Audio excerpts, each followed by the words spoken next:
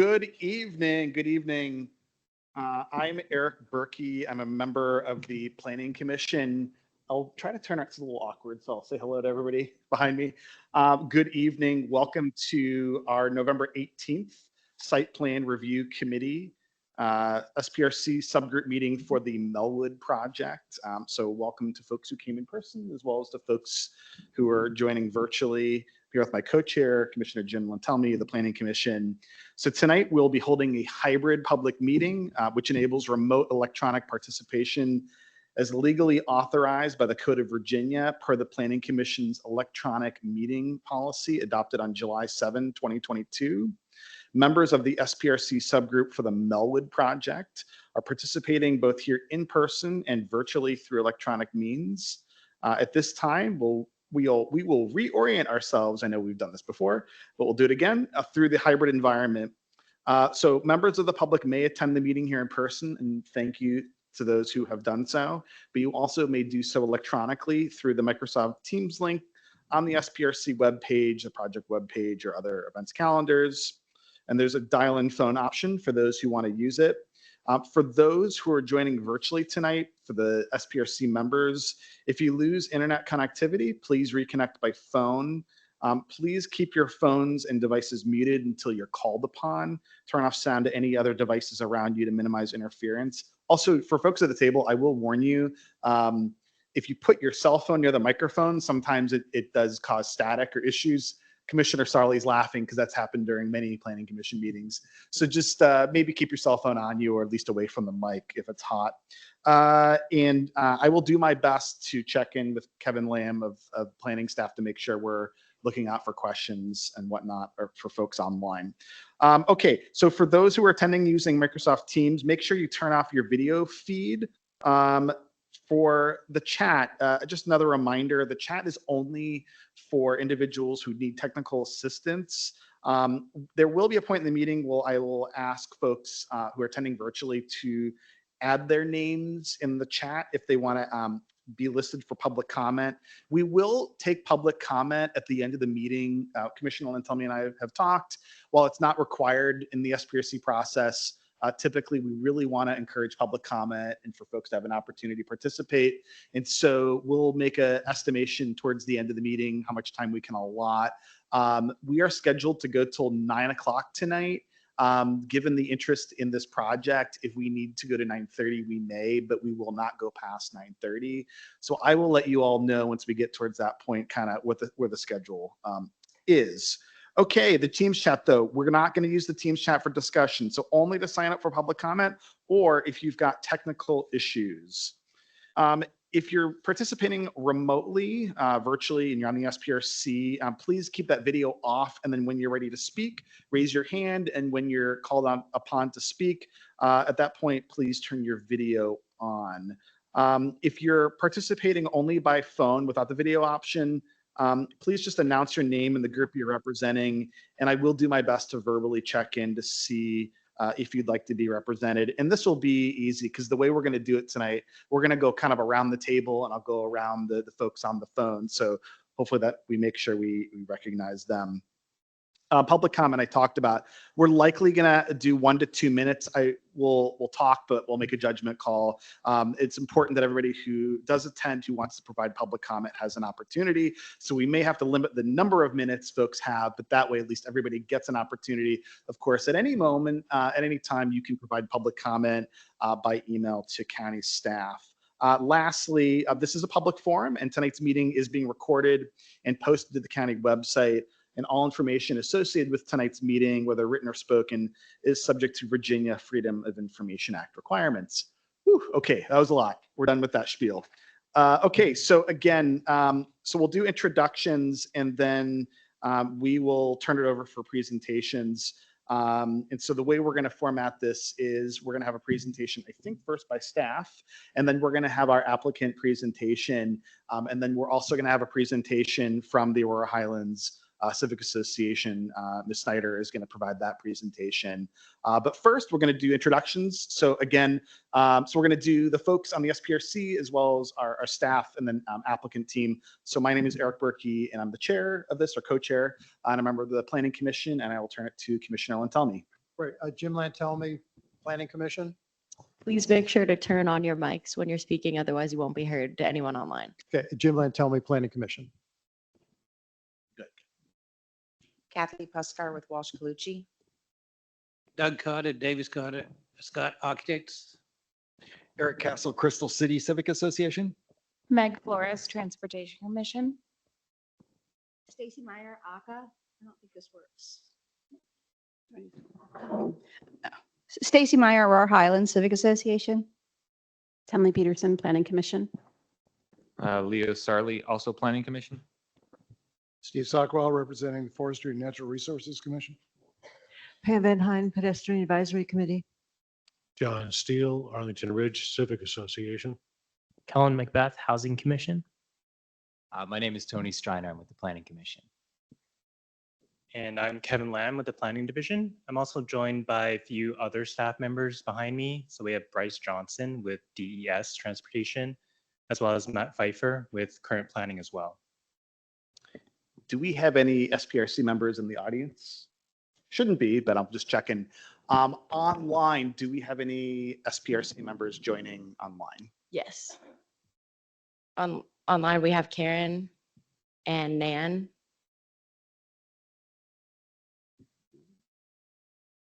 I'm not sure if Karen wanted to go first or Nan. It looks like from Halarb. It looks like you're muted. Hi, Karen, Guevara, Planning Commission. Thanks, Karen. And I'm Nan Dreyer from the HALRB. Thanks, Dan. I think that's it. Okay, great. Well, welcome everybody. So tonight what we're gonna be talking about tonight, I'll give you the agenda and then I promise I'll finally turn it over to county staff. So tonight's SPRC discussion topics, we're gonna talk about 4 items.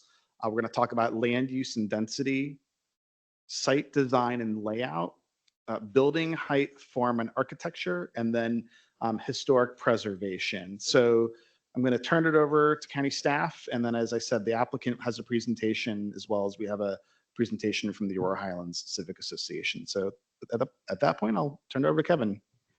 All right, thank you. So good evening, everyone. I'm Kevin Lamb with the Planning Division. And tonight I'll be providing a presentation on behalf of staff for the Melwood project.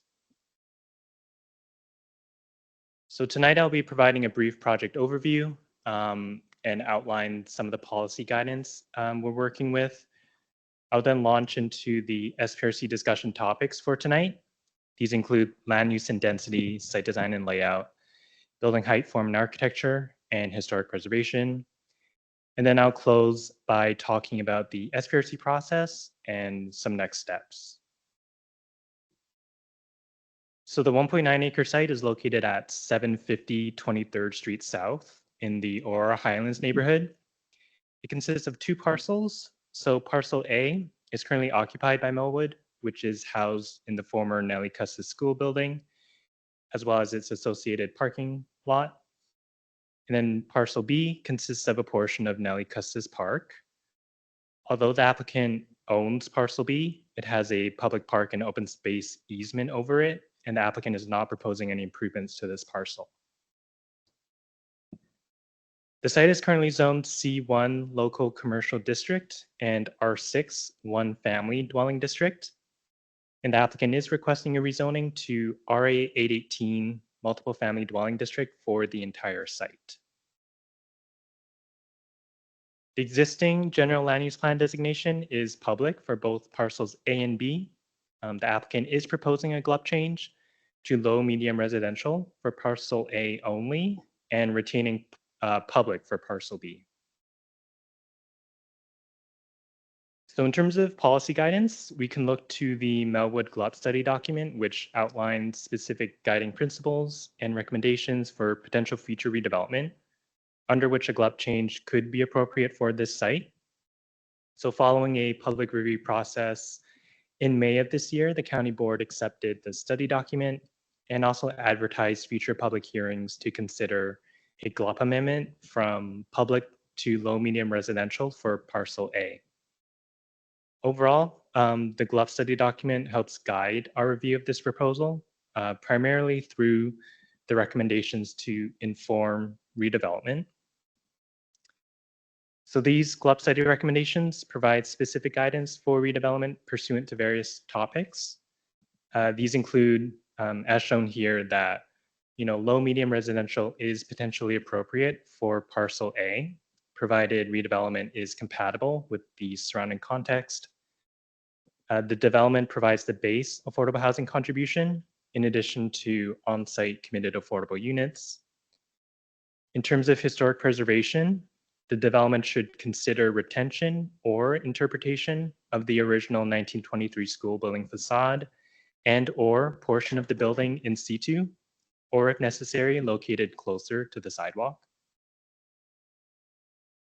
And then in terms of building height and design, the GLUP study recommends minimizing the building footprint, a maximum height of 60 feet, which is centrally located within the site, providing step backs to 2 to 3 stories along the park and adjacent streets, incorporating height transitions or biophilic or landscape screening in order to minimize visual impact on the park, and also considering a more urban edge along the western portion of 23rd Street before transitioning to the current school building setback in order to do a number of things, including conserve trees, better interpret the school building facade, and also create symmetry with the opposite side of the street.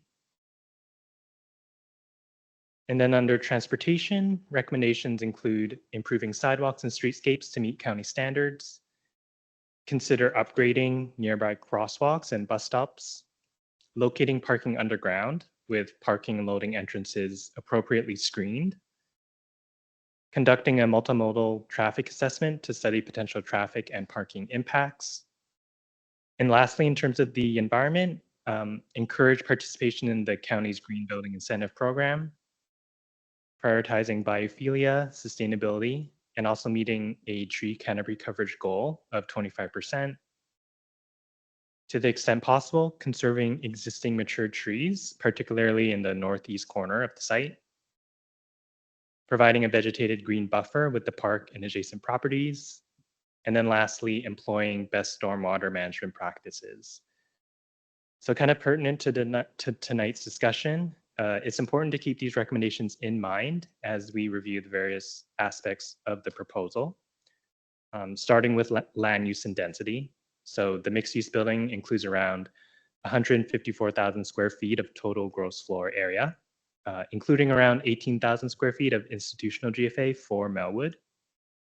So while the density does exceed the proposed zoning district maximum density of 36 dwelling acres per unit, additional density is permitted through the provision of features and amenities that benefit the community, including affordable housing. So the residential component consists of 105 committed affordable units and aligns with the GLUB study recommendations for affordable housing. So this next slide shows the ground floor plan with the main building entrance off of 23rd Street. So while there is a more urban edge on the western portion of this street frontage, the building setback stays pretty consistent straight through the eastern portion rather than transitioning kind of back to the current building setback of the school as suggested by the GLUB study. So this relatively consistent building edge ultimately reduces the potential for green space in this area, as well as tree conservation, especially with regards to the mature trees in this northeast corner of the site. At the same time, parking is located underground as recommended by the GLUB study, and the loading dock over here is set back from Grant Street to minimize visual impact. And then lastly, although not shown in this floor plan, there is vegetated screening between the building and the park. So the GLUB study also recommends a maximum height of 60 feet, centrally located within the middle of the site, as well as incorporating height transitions to 2 to 3 stories along the park and adjacent streets. The proposal has a maximum building height of 60 feet, and the most recent renderings shown here show step backs on the second and fourth floors along both the park side as well as the adjacent streets. This view is along Grant Street. So thinking back to the GLUB study recommendations for historic preservation, remember it did talk about considering either the retention or interpretation of the 1923 school building facade. By retention, this can mean something like, full preservation of the facade in situ. Interpretation, on the other hand, can mean a variety of things, including, preserving the original architectural features of the building, including the masonry, the limestone belt courses, as well as the stepped parapet. It could also mean ensuring the facade evokes the spirit and sense of the place, so of the building, as well as the surrounding trees and green space. So that can mean including retaining a 1.5-story facade scale. It could also mean replicating the symmetry of the windows, or just generally prioritizing all the greenery and openness of this space. And then lastly, interpretation can also mean recreating previously altered features with modern interpretations, including replicating the original fenestration pattern or recreating the original central main entry with awning. So kind of based on the most recent renderings provided by the applicant, the proposal seeks to mainly recreate features with modern interpretations. So in this kind of view, we have the step parapet, the central main entry with the awning, the original fenestration patterns, as well as kind of the brickwork and the belt course. However, there could be more done in terms of the other two aspects, such as preserving the original architectural features and also evoking the sense of place in terms of both the scale and the greenery. Before coming off this topic, I did want to talk about the local historic district application, which was filed for the Nellie Custis School building in April of this year. In June, the HALRB did review the LHD request and recommended Historic Preservation Program staff begin a study of the property and preparation of a full LHD designation report. As a result, the LHD application and this site application are following their respective processes and continuing independently of each other.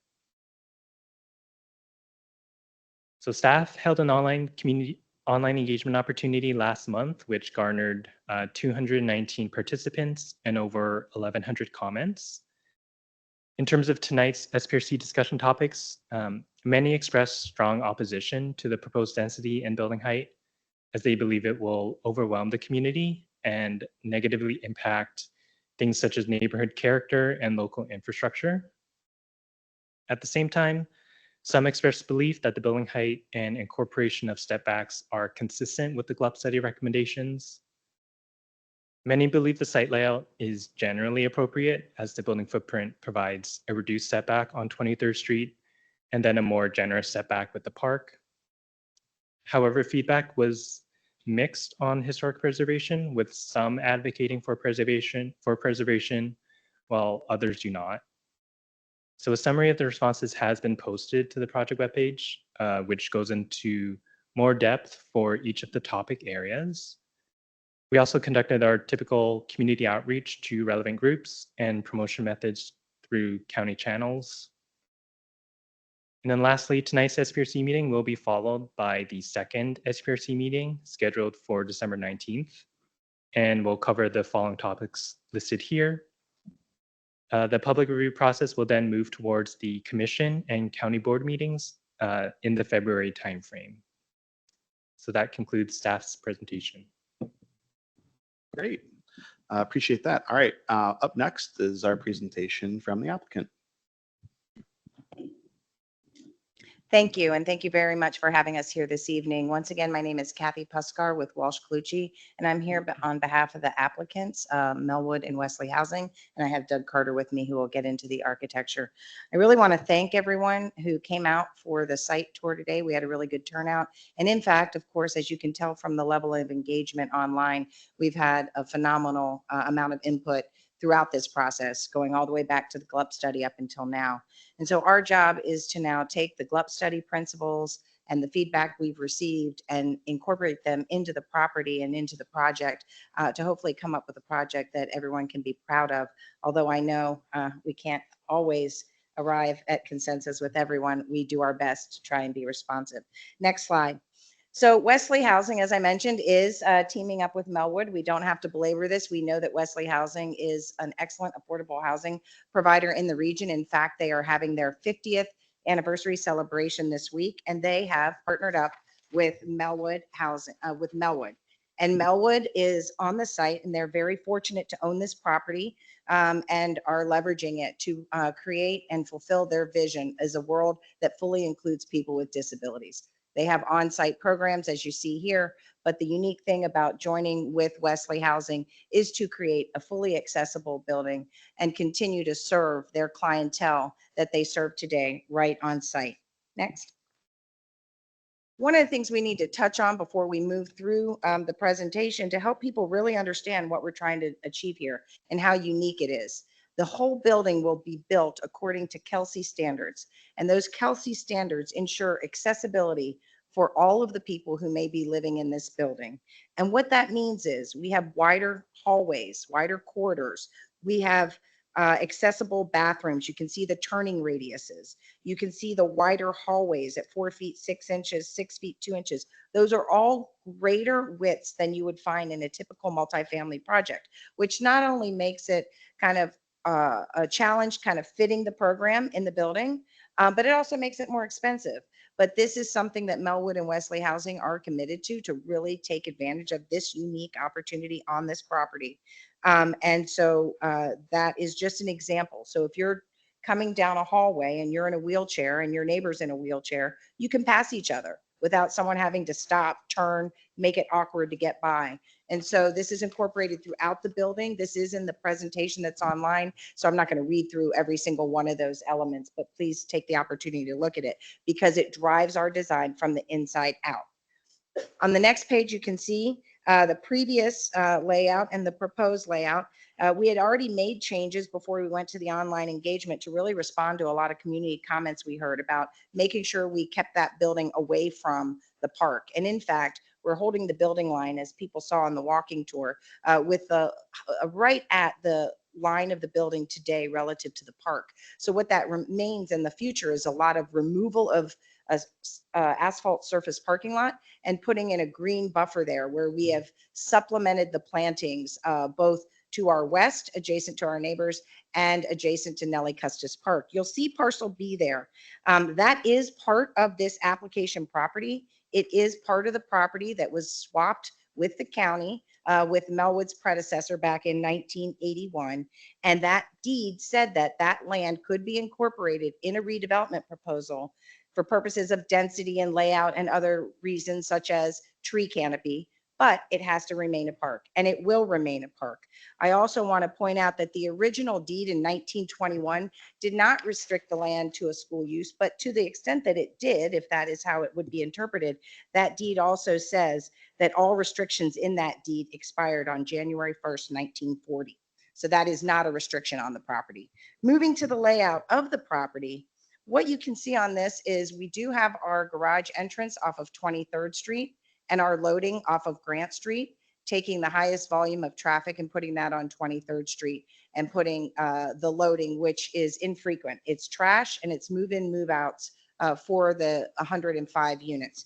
There are 105 units in the building, 21 bedrooms, 63 two-bedroom, and 22 three-bedroom with 95 below-grade parking spaces at a ratio of 0.71 for the units, plus 20 spaces available for Melwood's use.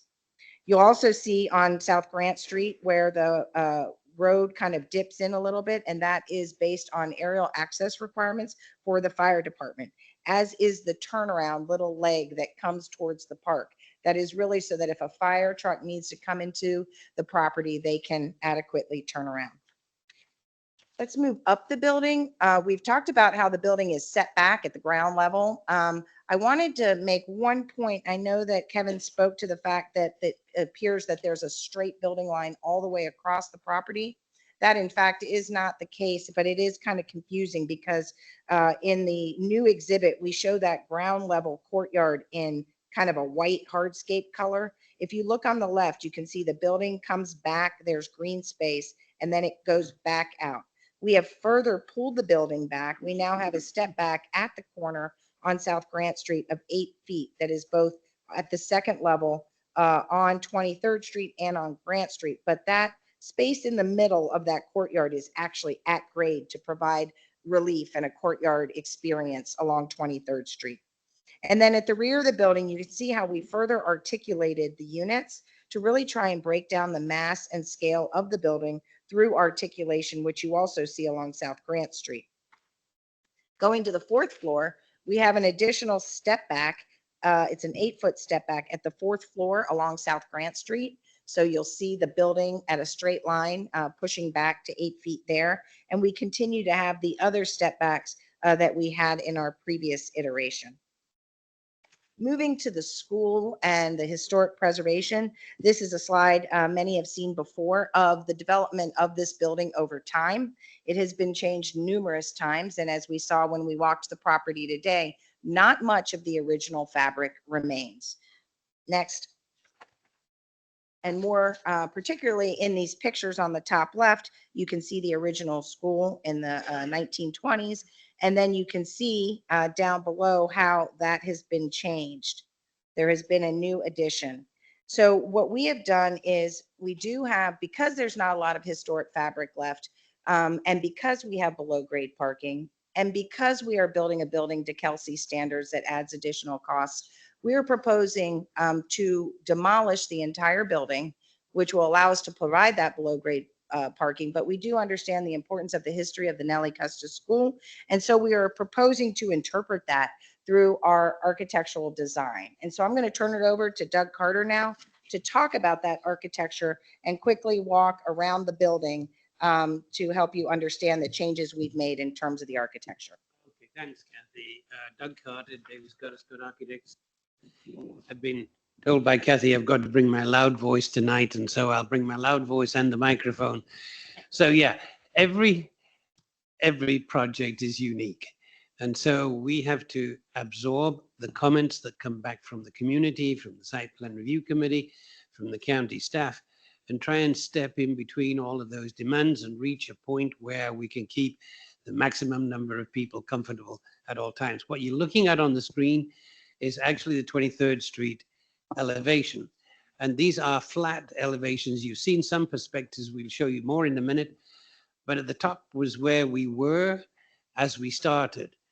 And so I want you to, as we go through the elevations, look at the site plan in the bottom left-hand corner of the screen. And we have gone through a lot of massing manipulations. And the intention there was to accept the fact that 23rd Street is our main frontage.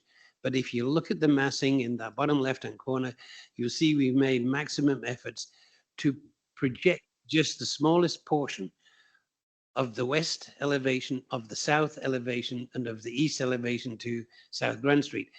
We're trying to show that in these elevations with the heavier presentation and the faded presentation. So you get an idea of the 3 dimensions.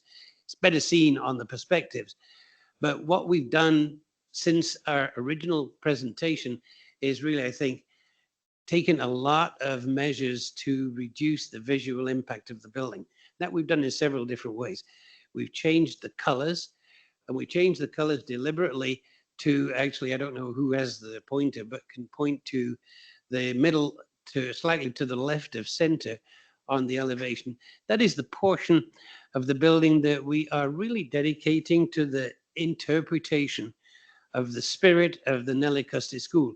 And you saw a perspective a few minutes ago, but we've actually reduced the height with that mansard roof appearance on the top. And then we've created a lot of detail on all of these elevations that we, again, are interpreting from the existing construction of the Nellie Custis School. So we're celebrating the existence of the school. We're celebrating the memory of the school in terms of our interpretation. Obviously, it's not exact, but that wasn't the intention. So here we're looking at that central portion. And so we have taken the original fenestration. We've taken the interpretation of the main entrance into the school. We've taken the interpretation of the stepped cornice at the top of the building. So we're trying to create something which gives the neighborhood that memory of the spirit of the school. Okay, next one. And so here we are moving around the building, and now you're looking at the Grand Street elevation. And again, you can see what we have done.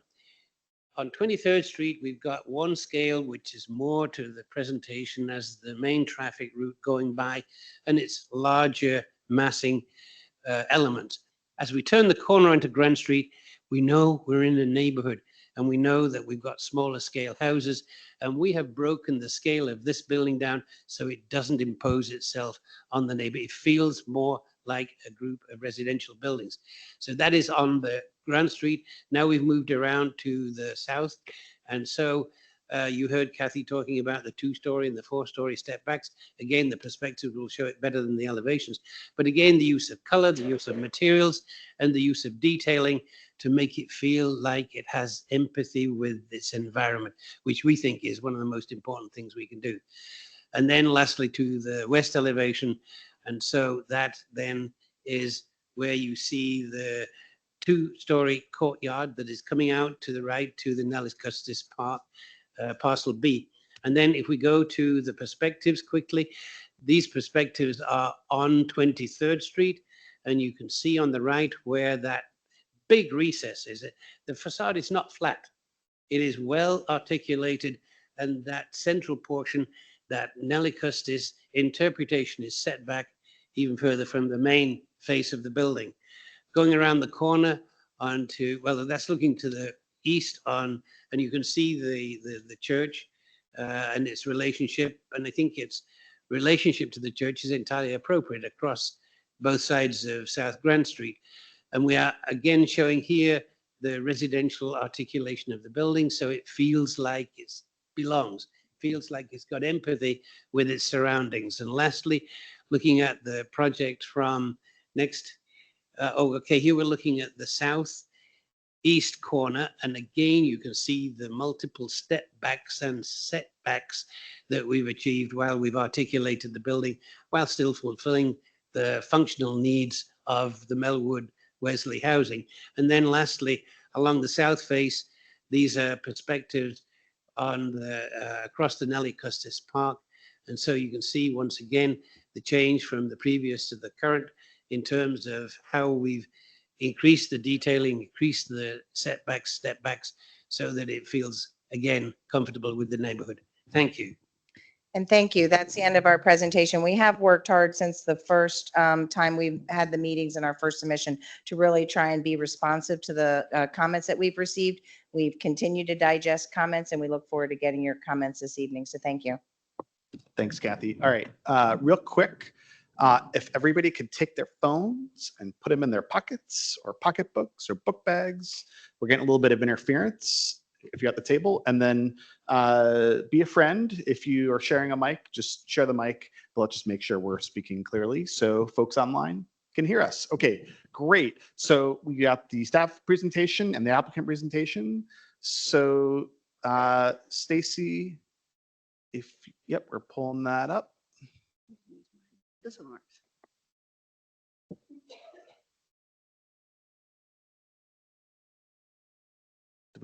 Is your mic? It's reappearing.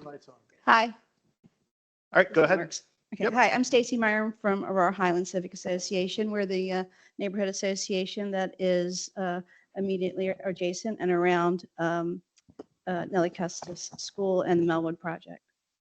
We can go to the next slide. This is a slide of the timeline of our communications with the county. We've been consistently voicing concerns regarding this project, its assumptions, the process, without any response from the county. The reality is the county is not listening. They have decided that the principles of good planning don't matter, and that the indigenous resident concerns also do not matter. This design as rendered here is the product of not listening. We continue to voice these concerns anyway, even if it is into the void. The project is too big, and the site should remain public use. If this SPRC meeting is about resolving community concerns as it is supposed to be, tell me how these concerns will be resolved as we've detailed them out in our letters. Or is it just they will not? Can you go to the next slide? The existing site is a special condition that only exists in a handful of locations that are either parks or schools. It is public land use that is not owned by the county. This public use designation is not an oversight. The GLUP provides specific direction for this condition. The existing zoning of the property and surrounding land uses should determine the development potential of the site. That's the quote that's right from the GLUP. That's pretty clear. The GLUP says, look around and don't exceed the existing density in this situation. That is common sense. This clear and specific direction was omitted from the special GLUP study and from the application. This direction syncs with the specific requirements in the adjacent Crystal City sector plan and the GLUP on page 6 to preserve the neighborhood's residential low density character. Go to the next slide. The application claims that this is a low-medium land use, but the way it's designed is more units and more FAR. It is closer to high densities that are seen only in metro corridors like Pentagon City or Ballston. Just calling it low density is a misnomer. What is being proposed is high density. The elevations that have dimensions that there are elevations, the old ones have dimensions, and they show 60 feet from 23rd Street plus the penthouse, and on the park side, due to the slope, is more like 72 feet plus a penthouse. This in a neighborhood with 25 or 35 foot tall houses, double or triple the height. None of the renderings even had our houses in it. The current drawings appear higher. The current drawings, the new ones, they appear higher, but they don't even have dimensions on them. Melwood has claimed they can't finance something smaller, but Wesley Housing has numerous projects under 60 units, and Virginia LIHTC awards points for smaller, not bigger buildings. Perhaps it's just that for Melwood, bigger is better because development fees are calculated as a percentage of cost in LIHTC, and they need to have their development fees just as much as anyone else. You can get the next slide. In 2019, the county board granted itself authority to approve pretty much whatever it wants to in the name of affordable housing. In 12.3.7 and 15.5.9.3, the county board also stipulated for itself very important conditions for that density, which this application does not meet. For 12.3.7, the design must be appropriate for the site, project, and surrounding area. That is the condition of approval. For 15.5.9, the site layout and building heights shall have been designed in a manner to establish effective transitions to lower density. The Melwood site plan application does not meet either of these criteria. It's not even close. By approving this application, the county is violating its own requirements for approval, violating the GLUP and the Crystal City sector plan. What is the point of having any plan if the county just disregards it? Next slide. The application is full of clever sleights of hand that has taken a 25-page report for us to unpack and explain. Acceptance and approval of it without due diligence and in contradiction to the county's own planning documents is at a minimum inconsistent. ACA submitted an appropriate maximum alternative envelope in May 2024, one that respects the neighborhood, the historic building, the park, and the trees, but it was ignored. On the left, the proposed inappropriate oversized building that is detrimental to the community. And on the right, a product of sensible planning in scale and with sensitivity to the existing site and community. If we want to resolve the community concerns, as is the purpose of this meeting here, we will discuss the design assumptions on the right versus those on the left. That is the conversation we would love to have, but we can't do that in this short time frame. We need a real two-way dialogue as was stipulated to Melwood by the Planning Commission Chair, Sarah Steinberg, at the May 2024 Planning Commission hearing, and that never happened. Ms. Meyer, that's 5 minutes. So We're if done. you have any concluding done. remarks. That Okay. was the end. All right, great. Thank you so much. Okay, so the discussion is now with the SPRC. But before we go ahead, I do want to acknowledge Commissioner Doris Ray, who's has joined us here. So welcome, Commissioner Ray. And so I'll make sure, Doris, I'll make sure to get you when we go around for questions and comments. So what we're going to do for this SPRC is we're going to go round robin around the table virtually as well as in person for each of the topics. So the first topic we're actually going to do is if folks have clarifying questions. And so really, if there was anything about the presentation that was unclear, hopefully like a yes or no type of question so that we can get into the substance, which is land use, site design, building height, those sorts of things. So I'm going to look at Commissioner Sarli and we'll go around. If anybody has clarifying questions, this would be a great time for them. I had a quick question on FAR. Do we have an FAR number on this use? So this is a zoning district is a dwelling acres per unit. So that's kind of how we calculated it. Right. I don't have an FAR off the top of my Okay. head. Yeah, I figured. Thank you. Okay. Commissioner Stockwell. This may be an appropriate place to ask this question. I wanted to ask about the turnaround off of Grand Street. I'm going to interrupt you. Why don't we just save that for Okay, probably this site is design actually, and layout? this is actually in clarification. Okay. The question is just whether you really need all of that length for the turnaround, whether that you're hemmed in by the length of the fire truck. Yes, we do. The engineer has laid it out pursuant to the requirements to meet, pursuant to what those requirements require. I'm sorry, I can't speak correctly, but yes, we have tried to minimize the pavement as much as we can and wish we didn't have to have that turnaround, but we do. Clarifying questions, Ms. Vinheim? Yeah. Go ahead. Hi. Thank you for commenting on the Kelsey guidelines. I was very happy to hear that they apply to the entire building. That was going to be one of my questions.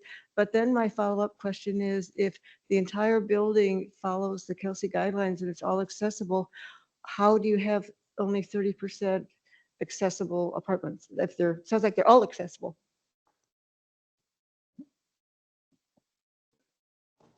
Yeah. Do you mind rephrasing that? I think to respond to the question, we're specifically setting aside 30% of the units for individuals with disabilities, but all of the units will be accessible. I think that's fantastic. And that they're affordable too. That's really rare. Quick question, thank you. Refresh my memory, any retail along the street level or is it all apartments, et cetera? So on the street level, you'll have the Melwood community service use, and then you'll also have amenities and lobby area for the residential use, no retail. Thank you. Could you provide clarification on the unit mix again? I know it flashed up, I think, during staff presentation, but I was moving fast because I was trying to get through it all.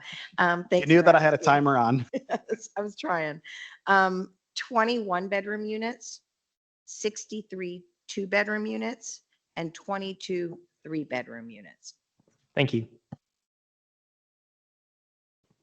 I love all those 3 bedrooms. So one clarifying question. So 30% are satisfied with individuals with disabilities. So, but 100% is going to be affordable units? Correct. Awesome. And I think it's up to 30%. It will depend on some other factors, but.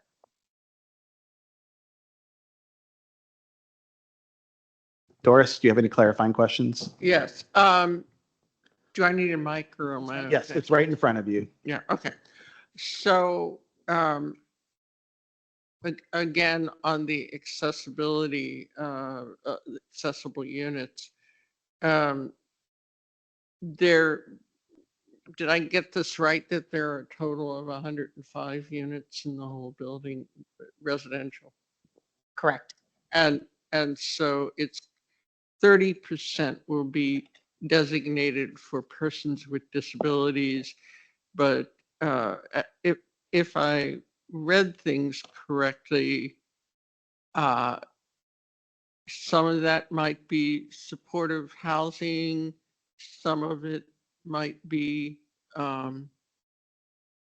other designations, but not necessarily all of that 30% is going to be type A fully accessible, or am I wrong about that? It's 100%. of The units. entire building is being constructed per the Kelsey standards.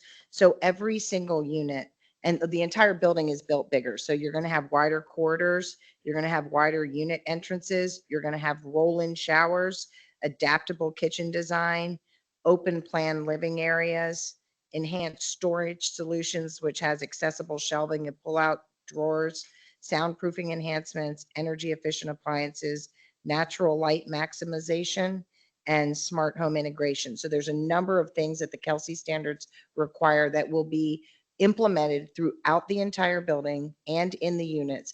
But in terms of the specific designation of units, I guess you're saying there will be up to 30 will be designated accessible, but that doesn't mean that if somebody else came and had an accessibility need, that they couldn't rent one of the other units. It's just that they wouldn't turn away people who are not disabled for those other units. Does No, that make sense? I'm really not clear.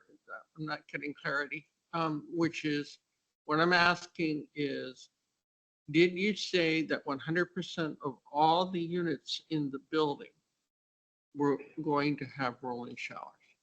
Yes. Yes, and so Kathy, I can add to that. Kelsey standard actually is a new relative, well, it's actually very new. And the Kelsey standard takes ADA and FHA and ANSI requirements and actually ups those dimensions. And so every unit in the entire building will meet the Kelsey standards, which meets ADA, which meets ANSI, and which meets FHA standards. And so every unit will have A-type bathroom, B-type bathroom, but most of them have got, if it's a 2-bedroom unit, it's 2 fully accessible bathrooms with 5'8" turning radii inside, so that the handicapped, even if they're wheelchair ridden, will have a much easier time, even than ADA requirements at the moment. So kind of to simplify, I think what I was trying, I heard you're saying they will be adapted after people, once people are renting. But or are they going to no, be the ready? units will be ready to go, built according to those Kelsey standards.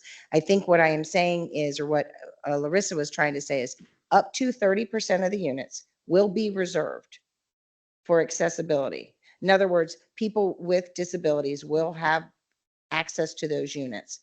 The remainder of the units will be open to the universe of people. So that does not mean that if someone comes in with a disability and it's more than 30%, that they can't rent a unit. They can. It's just that they're trying to make sure that they reserve a certain number of units for people with disabilities. They're trying to be over-inclusive for people with disabilities from what you would normally encounter in a typical residential building where you have, I think it's a 2 to 3%, 2% accessibility requirement. They're going over and above. 30 Yes, here, yes, are going to be Right. designated for persons with disabilities. correct. And 100%. And I think it's up to And all 30%. those units It's will up to, it's up to 30%. So it may not be, Well, designed hey, by no West- Doris, I need Okay. to interrupt here just because I think this is a really good conversation, but we are I'm very, just trying to yeah. no, I appreciate that. Okay,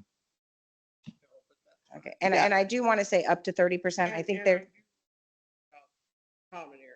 okay.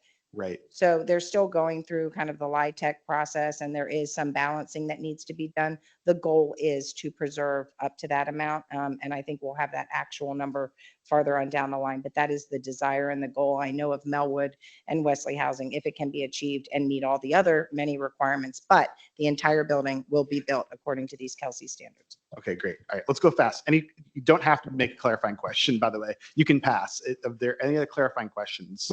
Yep. Where does FedEx go? It will go out front of the building. You'll note that not only are we creating that new drop-off that's accessible that kind of comes in a little bit that we talked about today, which is deeper and has a flat access point at the sidewalk. So if you have a van for someone with a disability, they can get out right there. That's about 30 feet long. But we're also adding on-street parking spaces. So there will be a total of 6 additional on-street parking spaces. And I know we heard comments today of people wanting more pickup drop-off. And so it might be possible for us to take some of those. We're creating 3 additional parking spaces, I believe. And so it might be possible for us to designate a couple of those spaces as short-term pickup drop-off. We'll have to work with the county on that. Thanks. Commissioner Flores. On the ground level presentation slide that was passed out in the walkthrough today, the designated parking spots in the front overlap with the drop-off zone. Will there be parking spots in front of the drop-off zone, or will those be eliminated? Karen, can you come here for a second and please describe that drop? Because I didn't do a very good job of discussing what that particular zone is. Yep, Karen White with Walter Phillips. I just want to make sure my question is clear. Should the lines here be there or not? So those lines should not be there. Okay, thank you. But can I clarify just a little? I think once we get to transportation, we'll be able to, but I just want to make sure the clarifying question was answered. Okay, so that's an error in our drawing, sorry. Ms. Meyer. Hello.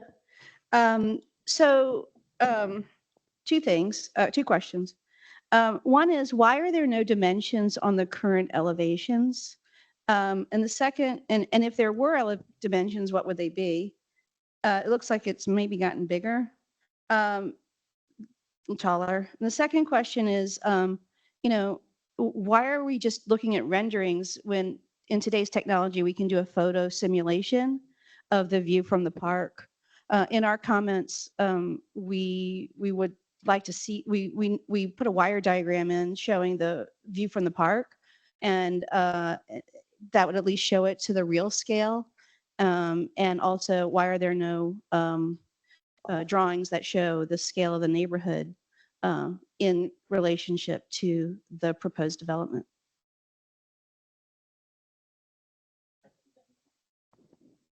These are exhibits for the purposes of this meeting. We have been revising the plans in response to comments that we have received.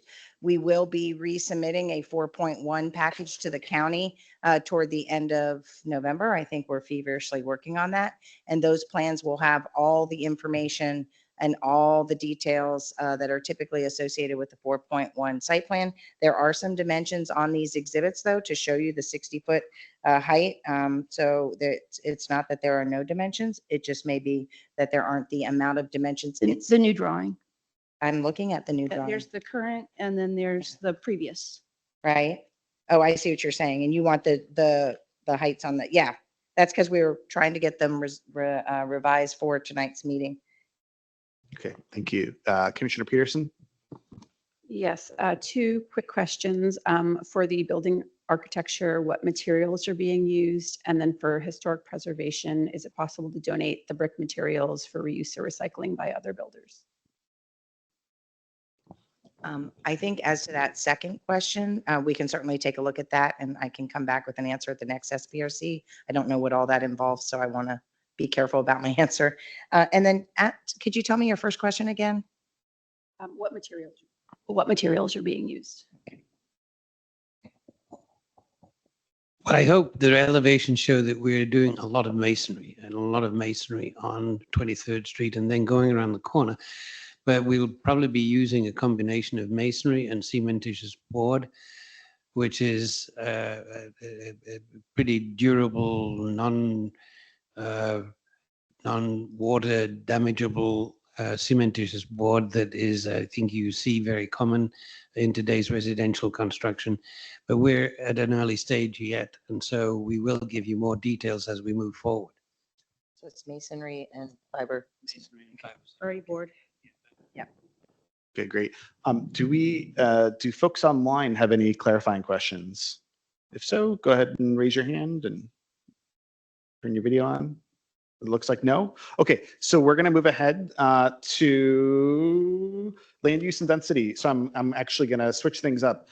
We have Commissioner Dreyer, Commissioner Guevara online. Do you have any questions or comments about land use and density?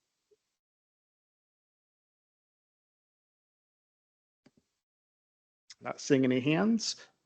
Oh, we do. Yep, Commissioner Dreyer, go ahead. Yeah, sorry, I'm not sure if my camera is working. We can hear you though. Okay, great. I just have two comments. I guess from the historic preservation point of view, we're sort of on parallel pathways here. As Kevin noted, the local historic district application study is still ongoing. And so the outcome of that really is still unknown at this point. But in terms of the planning that is being done, I note that there have been some changes that are taking it closer in the design to the GLUP recommendations in terms of recreating and interpreting some of the historic features, the parapet, the central entry, the limestone course, and all of that. And I would encourage the design team to consider coming back to HALRB or to the design review subcommittee in due course as they continue to hone their plans. Thank you. And it's a good reminder. So as Kevin was noting, we will talk about historic preservation at the end of the topics, but the local historic designation is not within the purview of the SPRC. That's in a separate parallel process. And so that's not on our agenda, but we will talk about historic preservation generally as a topic. So I'm going to go next to Commissioner Streiner, if you have any thoughts or questions on land use and density. No notes. Okay. Commissioner Macbeth. Thank you. In general, I believe this is a 17-minute walk from Pentagon City Metro. I think increasing the density makes a lot of sense for being so close to public transit. And I think adding more, I know we'll talk more about the specifics of the site plan, but more affordable housing that's desperately needed throughout our community, so close to a metro stop, is a very good idea and makes a lot of sense. Thank you. Mr. Steele, anything? All right, there we are. Thank you. This goes to pedestrian density and sidewalks, whether it's what you want or what Melwood like or something in between. How wide are the sidewalks going to be? Do you have that? Because I could see a lot of people spilling out of that building. The new sidewalks are 6 feet wide, but there is a portion of existing sidewalk that we're proposing to remain on 23rd Street. And that is 5 feet. Okay, thank you. And then controlling the traffic coming and going, the cars because of the pedestrians and the children running around Custis Park, et cetera. Just make sure there are steps taken to calm that traffic, make sure that there's an ability to slow traffic, because not only on that stretch of 23rd, but just generally in the neighborhood, it's difficult to get across 23rd because by and large people just zip right through all the stripes and the signage and everything else. So that's certainly one thing that needs to be designed into it, is extraordinary measures to protect pedestrians coming and going, crossing 23rd. So thank you for the opportunity. Thank you, Commissioner Van Hine. Hi, we will talk more about sidewalks next time and that 5 feet. I absolutely support the land use, and I think it is wonderful that you are doing affordable housing and fully accessible. That is such a rare combination. Thank you. Thank you. Commissioner Sockwell. Commissioner Sarli. I too shall pass. Okay. Commissioner Peterson. Yeah, from a land use perspective, I'm comfortable with the density being proposed here, but I do want to keep talking about how we can make sure it integrates really well into the neighborhood. Thank you. Ms. Meyer. Oh, yeah. We have a lot of issues with the density. So there in the staff report, there was a note at the end that said that the density and the parking evaluation was still ongoing. So there's one question that we have. How many questions do I get? Can you make sure to speak into the mic? Okay, sorry, I'm not really used to doing this. Well, let's see how it goes, because some of your questions might be more appropriate for other parts of the Okay, conversation. let's, so anyway, the first question is, staff report, density and parking is still, evaluation is still outstanding. What's the status of that? We don't even have any staff information on it at this point. I would say, so the report outlines what is being proposed, and, staff are continuing to review the proposed density as well as the MMTA, the multimodal transportation assessment. So it's still ongoing at this point. So when do we see that? Because that would be informative. So as we move through these SPRC meetings, we'll continue to publish reports. I would say by the time it comes to commissions, we'll have a set recommendation that will be outlined in the report. So you mean February? Probably in January, February. Before February, okay. It's kind of hard to just discuss it without having that professional staff information in front of us. We're kind of all just kind of interpreting. Our second question about density, well, land use and density, I guess. I would just like to correct something that the applicant mentioned, and I'm not sure this is the most important thing to this discussion, but just a point of clarification that the restrictions that were in the deed that expired in 1940 were a list of restrictions that were down in the later in the text of the deed. There was a cardinal condition of the deed, which was for school use only, and that was above and beyond, and it was primary to the deed. So it's a little bit of a misnomer to say it's part of the 1940 restrictions. It's a whole different part of the deed. So just wanted to make that clarifying point. Do you have any other questions about land use or density? Yes, this land use and density is completely inappropriate for the neighborhood. As we said in our presentation, you're looking at a building that's towering 3 times the size of the existing neighborhood. You're putting high density in the middle of a low density neighborhood. You're not having enough trees around the site. You're demoing a historic building. What more can we say that is being ignored by this committee that we haven't said already? Okay, everything about this is just too big. There's too many units and there's too much density for the site. It's going to ruin the playground. It's going to destroy a building. It's going to destroy the trees. So, why are we even here if we're not going to have that conversation? That's the conversation we need to have, and we're not having it. All right, thank you, Ms. Meyer. Commissioner Flores? From a transportation perspective, looking at multimodal, I think my initial comment is I would love to see wider sidewalks. I love that you guys have done 6 foot across the board, with the exception of the 5 foot. If we were able to expand that, I think that would be incredibly beneficial. From a perspective of its proximity to the metro, I do think that this is a great density size. Park View, which is a 10-minute walk to the metro, an older apartment building by the Aurora Highlands Library, is 82 units. Milton, which is a little bit closer to Pentagon City, is 253, and Crystal Flats, which is a little closer to Crystal City, is 198. Those are 3 of the lower density units that are multifamily units in the Crystal City, Pentagon City area. And so from my perspective, and from a transportation perspective, in terms of people being able to get to and from their places of work and their lives, 105 units, I think, is perfect to stay in line with what Commissioner Streiner said. I really appreciate the number of 3-bedroom units.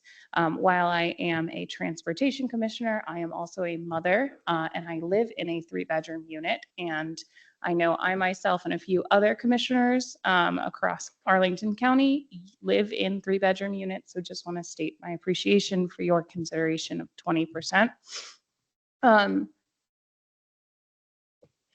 speed bumps and light up crosswalks.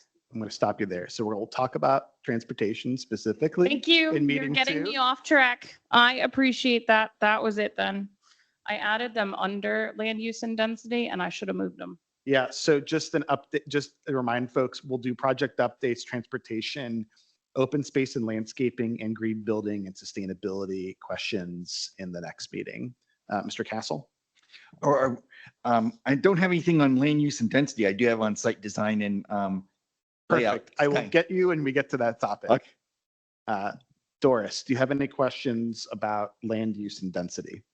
Yes, regarding land use, I understand that Melwood is building this in part to be able to house people who are working for their operations close to or even at the site where so they'll be living at a place and they won't even really have to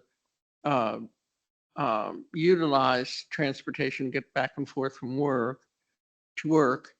But I am concerned about what the policy is going to be regarding who will be accepted as tenants at the building and, you know, what percentage are going to be people working for Melwood versus people from the Arlington community who might want to have the benefit of a building like that, and particularly people with disabilities who might not work there,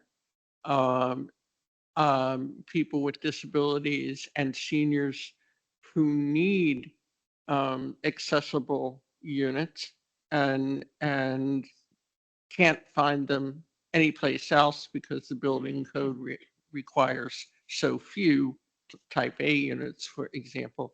So, but more importantly is building all those units there in that one complex concerns me because the people with disabilities who are working for Melwood might be concerned about losing their housing if they have problems at the job or not be accepted. So those protections and are of concern to me. You know, we should be able to still work for Melwood and be able to get to this site. And then the other thing. Can I stop you real quick, Dora? Policy to say, I know you're going to discuss transportation next time, but I want to say, Hold on, Doris. I want to make sure I got your other. I know, but I want to make sure I got your other question, which is, I think it's who can live at Melwood. Walkable to the metro. Okay. Sorry to interrupt you, but I think I heard the questions I heard are basically, how does it work as far as folks who are eligible to live at Melwood, I think, with regard, and then also kind of in the context of folks who are currently, working and part of the Melwood community already. Right. So I want to clarify, it's not Melwood employees who are going to be living in the building. And when we talk about reserving units in the building for people with disabilities, we are hoping that those Melwood participants and clientele can participate, can apply, can live in the building. But there will be a process that everybody goes through. And in fact, I think Wesley Housing works very closely with the county on determining kind of who qualifies to live in those buildings. So it is not exclusive to Melwood clientele. It would be open to other people in the county who apply and who meet the various criteria and qualifications that are set forth based on the affordable housing and disability. So you wouldn't be bringing people over from your Prince George's operations to live here?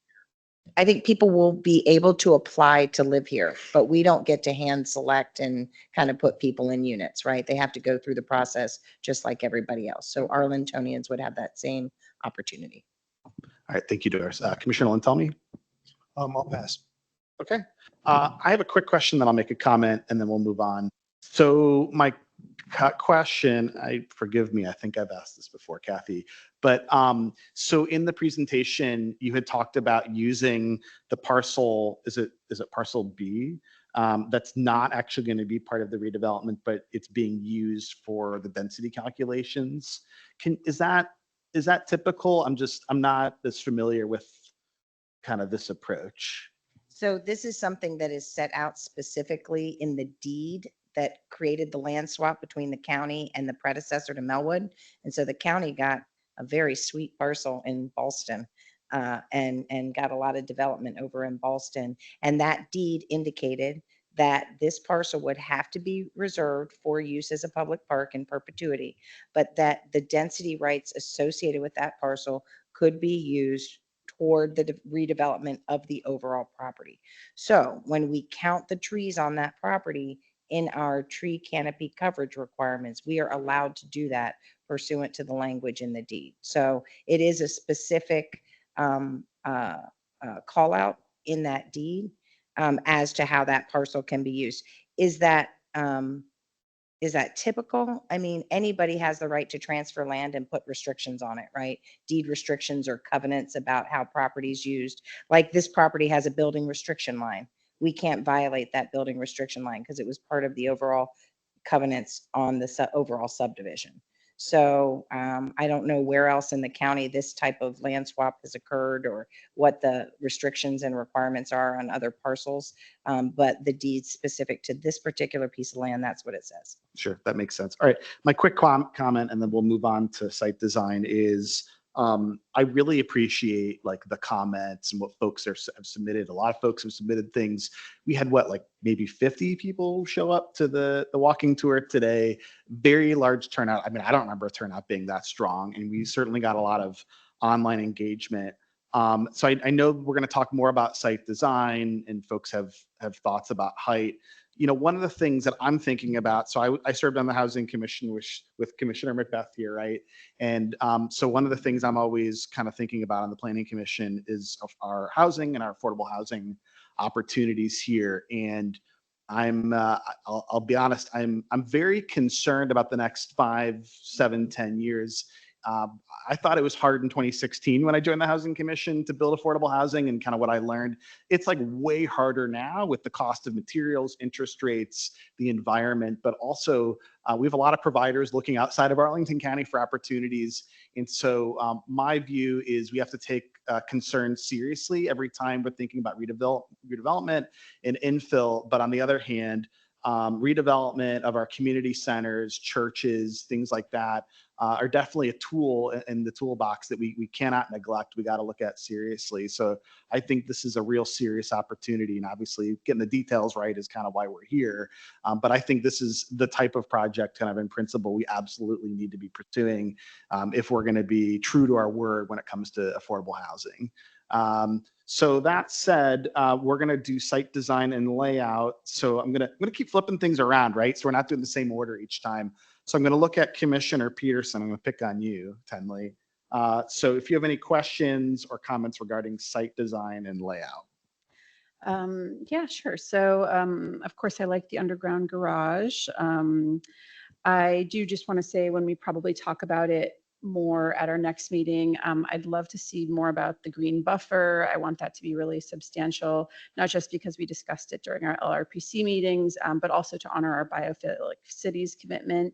And I'm interested to know, kind of from the site design perspective, there's a fence along the park perimeter, is that right? Will there be any access for the residents from their property, or are they going to have to like go around the whole park and enter from, I think there's only a gate on the south sides of the park. Right now, we're proposing to leave the fence as is, so they would go on the sidewalk to the park. Okay. I'm comfortable with there being a gate to get into the park, maybe through parcel B or something. Thank you. Thank you. Ms. Meyer? Yes. Okay. So you're asking for comments. So I am not sure, and I would like to go back and check to see if trees were actually indicated in this swap agreement. I don't think they were thinking about trees back in 1980 when they did the swap agreement. In the GLUP study, the staff and the county recommended that the parcel B be taken out of this development. And that, I guess, I'm not sure what happened to that, but that seemed a good idea to us because the development's happening on parcel A. The idea of having 25% tree canopy is so that you have tree canopy on the parcel that you're developing, not on an adjacent parcel that's already a park that you don't even maintain. So the idea that that these trees are being counted and they're not being required to maintain these trees is not great, especially when about 10 or 12 trees that are super mature are being demoed. And that was also called out in the GLUP study, as Mr. Lamb stated in his presentation, to be retained, the trees in the northeast corner, Mr. Lamb. So that is a comment on the trees. On the park, I agree with Commissioner, Planning Commissioner Peterson. This biophilic separation that we talked about at LRPC last year could be much deeper, much greener, much more evergreen than it is now. The transformers are in right up next to the park. They operate at 50 decibels or more. They will be 10, 12 feet from the park, according to the drawings. They could be undergrounded. There is an exhaust that's coming from the parking garage that is going right across the loading dock into the children's park. The children's park is not shown on the renderings, and it is in the crotch of that building as the building surrounds the park. Yet it's not really shown very well in the renderings. This building will completely overwhelm and loom over the park, and that is an issue. There's an encroachment into the playground that is not called out in anywhere. We sort of had to find it by reviewing the drawings. It's not even called out, but their sidewalk has to encroach across the park in the northeast corner in order for it to make its way towards the new expanded Grant Street, where they're taking off the church parking on Grant Street and reserving that for a fire lane, which is only needed because the building is so high. If the building were 35 feet, wouldn't be needed. It's not needed today. Many of the people who showed up today, Mr. Berkey, were neighbors that were concerned about this project and what it's going to do to our neighborhood. They took their time out of their day. They've taken time out of their weeks to respond to online engagements, to come to meetings, to tell the county what we think. And many, many people, 100 people voted against this project in 2024. And we are not being heard. We continue to not be heard. You can't do it at this Ms. at this Meyer, time. I know. I'm still talking I'm about gonna- site issues. I'm going to jump in there though, because we do need to stick to the substance Okay. of questions and comments. And I understand that you have strong feelings and other folks have strong feelings about this project, but to be fair to everyone at this table, I really do need you to wrap up. And if you have additional comments you'd like to So we only provide, get a minute or so for comments on a project that is just going to be a travesty in our neighborhood. I mean, I need to make sure that everyone has an adequate amount of time to ask questions and answers.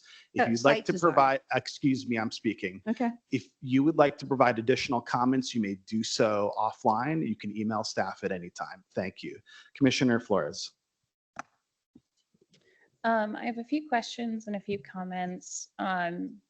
There's 95 below grade parking. Can you walk me through the breakdown of what that's designated for, residential versus other? Sure. Excuse me. 75 spaces are for the residential units. That's a 0.71 per unit ratio. And then we have 20 spaces reserved for Melwood use. And then when Melwood isn't using the building, say evenings or maybe some weekend times, those would be open to the residents. Are any of those spaces electric charging capability? We will. I don't know how many, but I think there will be, and I can bring that to the next meeting. That would be great. Thank you. And how many biking spots are there for bike parking? He's got me on the bike parking. Say that again, Lord? 1 second. Well, and we are I going to do think, trans. let me just say. That is our- a site design. But let me just Okay. say that our bike parking is in conformance with the requirement. I just don't see it readily available. Oh, wait, 47 spaces. It's not how you relocate, Wait. it's how you store. 47. Thank you. All right, thank you. Mr. Castle?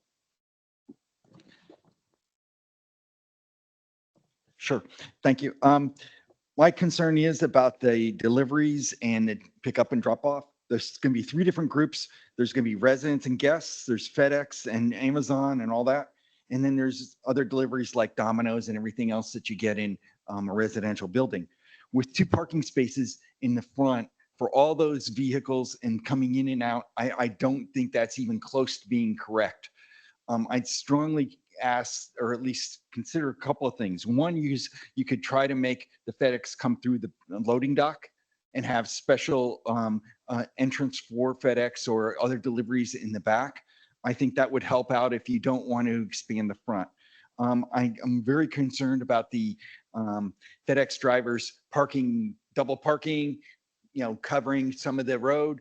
And so I think that's really, really important to have enough space and you have enough place for the, especially FedEx, Amazon, and, all those delivery packages.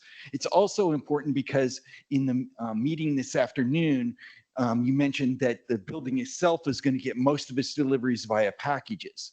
So for example, think of resources or supplies, and then you have people who are handicapped might have acquire additional medical supplies or things like that. I just see, Amazon and FedEx, coming every hour on the hour. And so that's a concern of mine. We can look at that.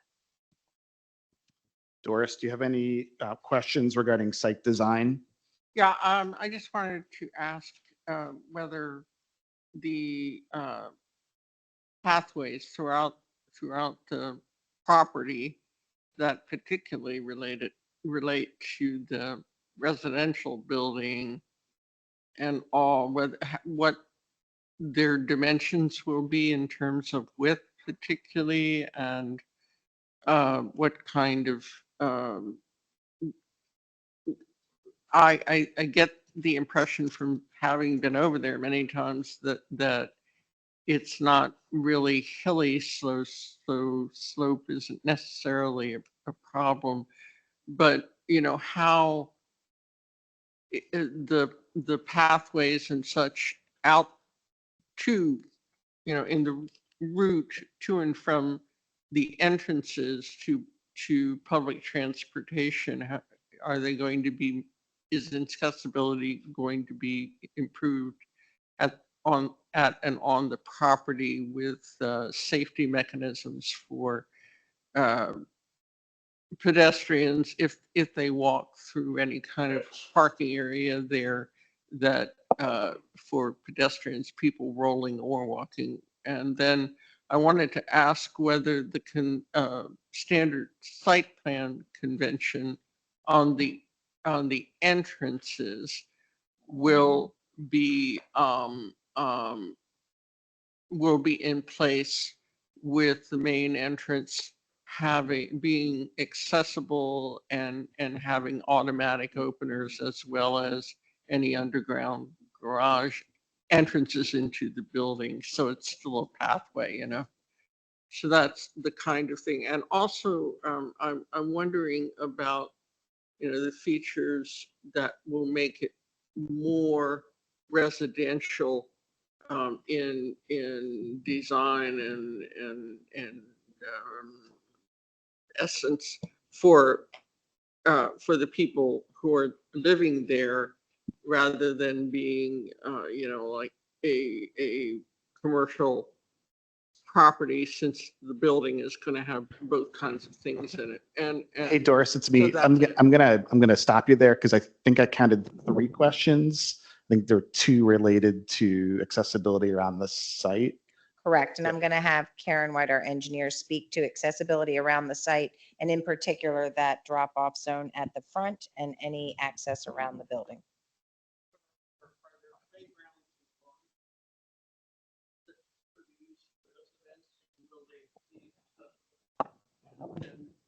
And then I wanted to ask about the lighting, because So, all the high. yeah, intensity so lighting- Doris, why don't we let them answer those questions first?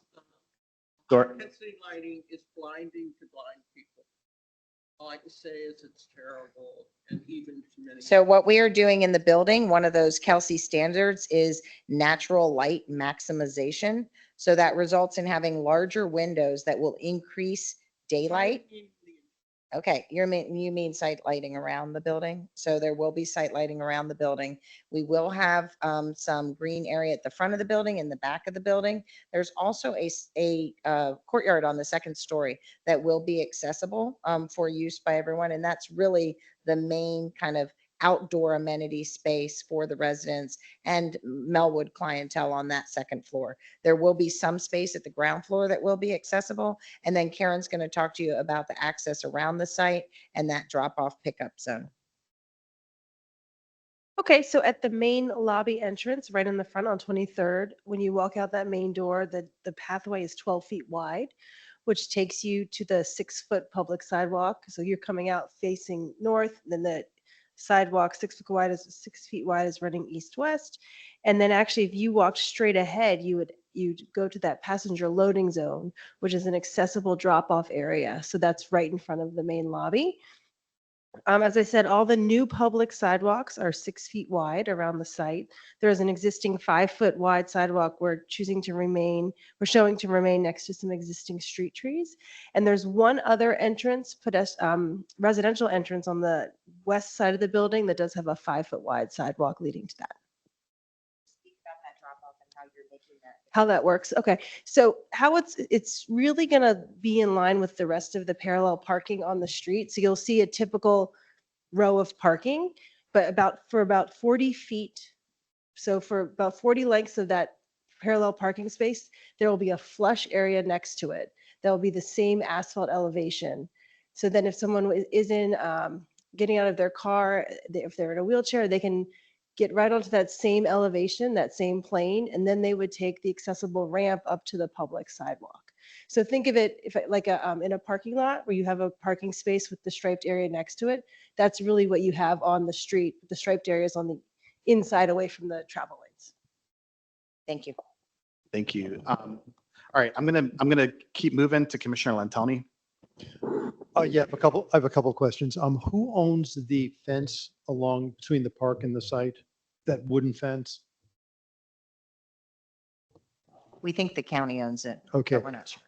Okay, let's check that out for the next time. But what I would like to see is a more robust fence, certainly along the access road to the loading dock, rather than just having the wood fence there and maybe some plantings, have a larger, maybe taller and more robust screening for both sound and visual along that site.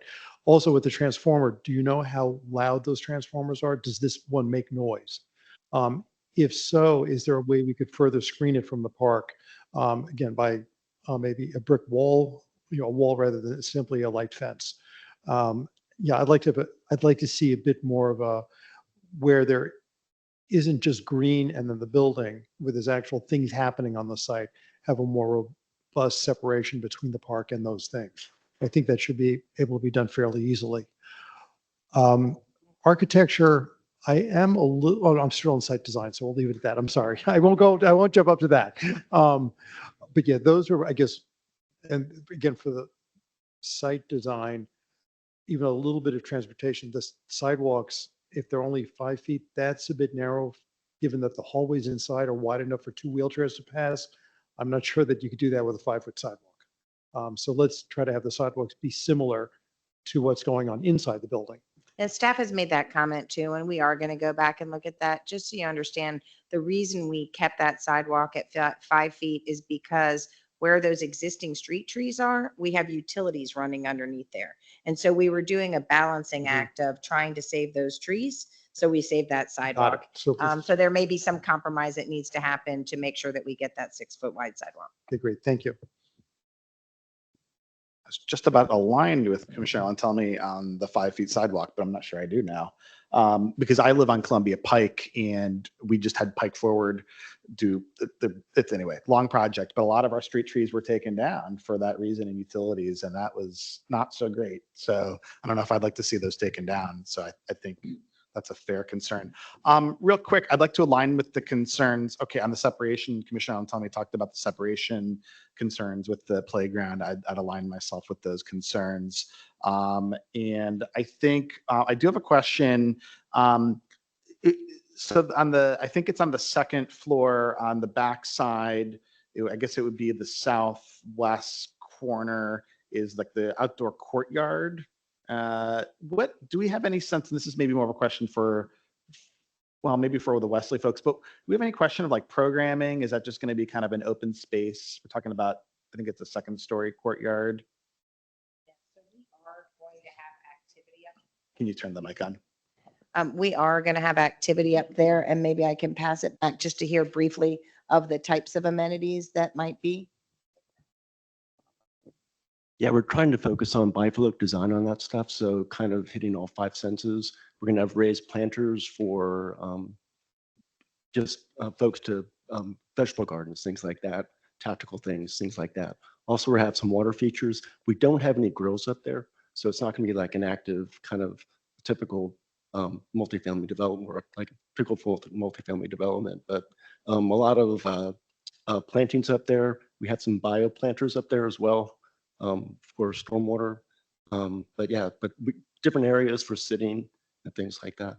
Sure, and probably something we'll get into meeting too. I just wanted to get a sense of it because it wasn't something we were able to focus on that much in the presentation. Yeah, and I think the critical item that he spoke about was kind of sensory, right? So water for sound and the vegetation and kind of working in those gardens. Sure. And so visually, it'll also be really pleasing. All right, I have one quick concern. I'm going to throw it to Commissioner Striner. So I really appreciate the unit mix. I think Commissioner Macbeth was talking about that earlier.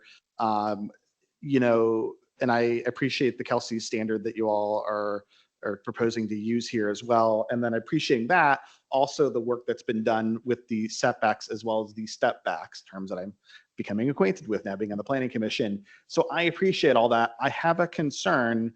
I do acknowledge and again appreciate the concerns by my neighbors of form and how it impacts the existing neighborhood. On the other hand, I personally do want to make sure that we can preserve as many of those proposed units at those similar mixes as possible. I would not personally necessarily be in favor of trading other considerations in favor of having smaller units or units with less bedrooms, because having 2 and 3 bedroom units in our affordable buildings is incredibly critical and, as you know, just very difficult to pull off financially. So you don't have to respond to that, but that's a concern that I would have going forward.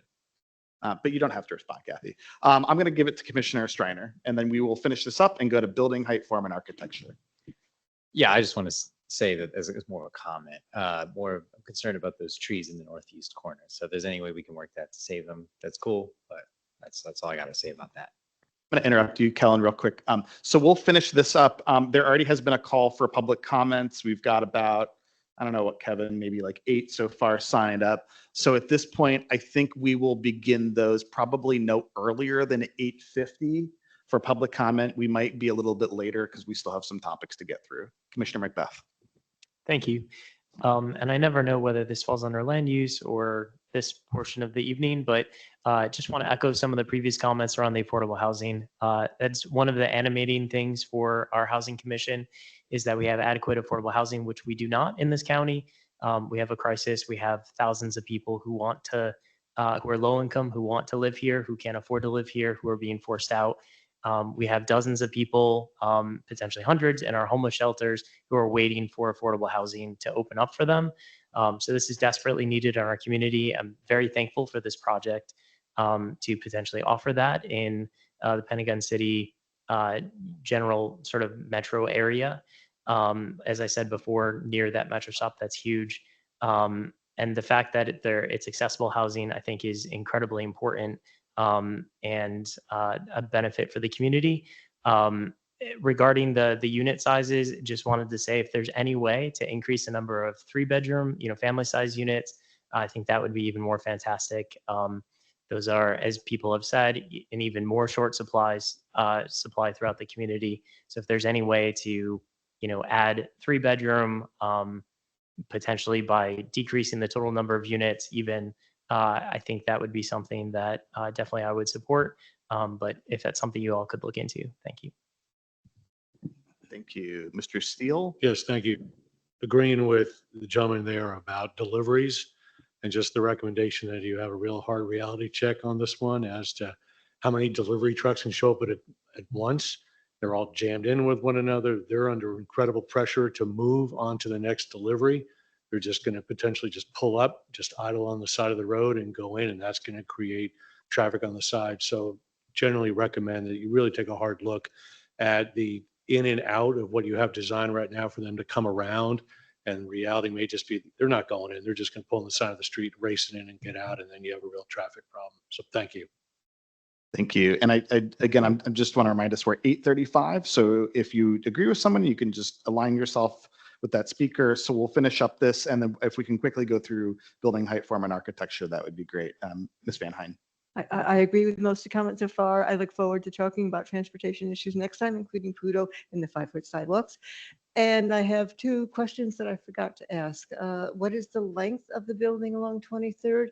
And what are these transformers? Do they belong to Melwood? Do they belong to Dominion? What do they do? Why are they there? Okay, I'm going to answer the second one first to give those guys some time. The transformers serve the building, and that's it, right? They just serve our building. Sometimes they serve other buildings, but these serve.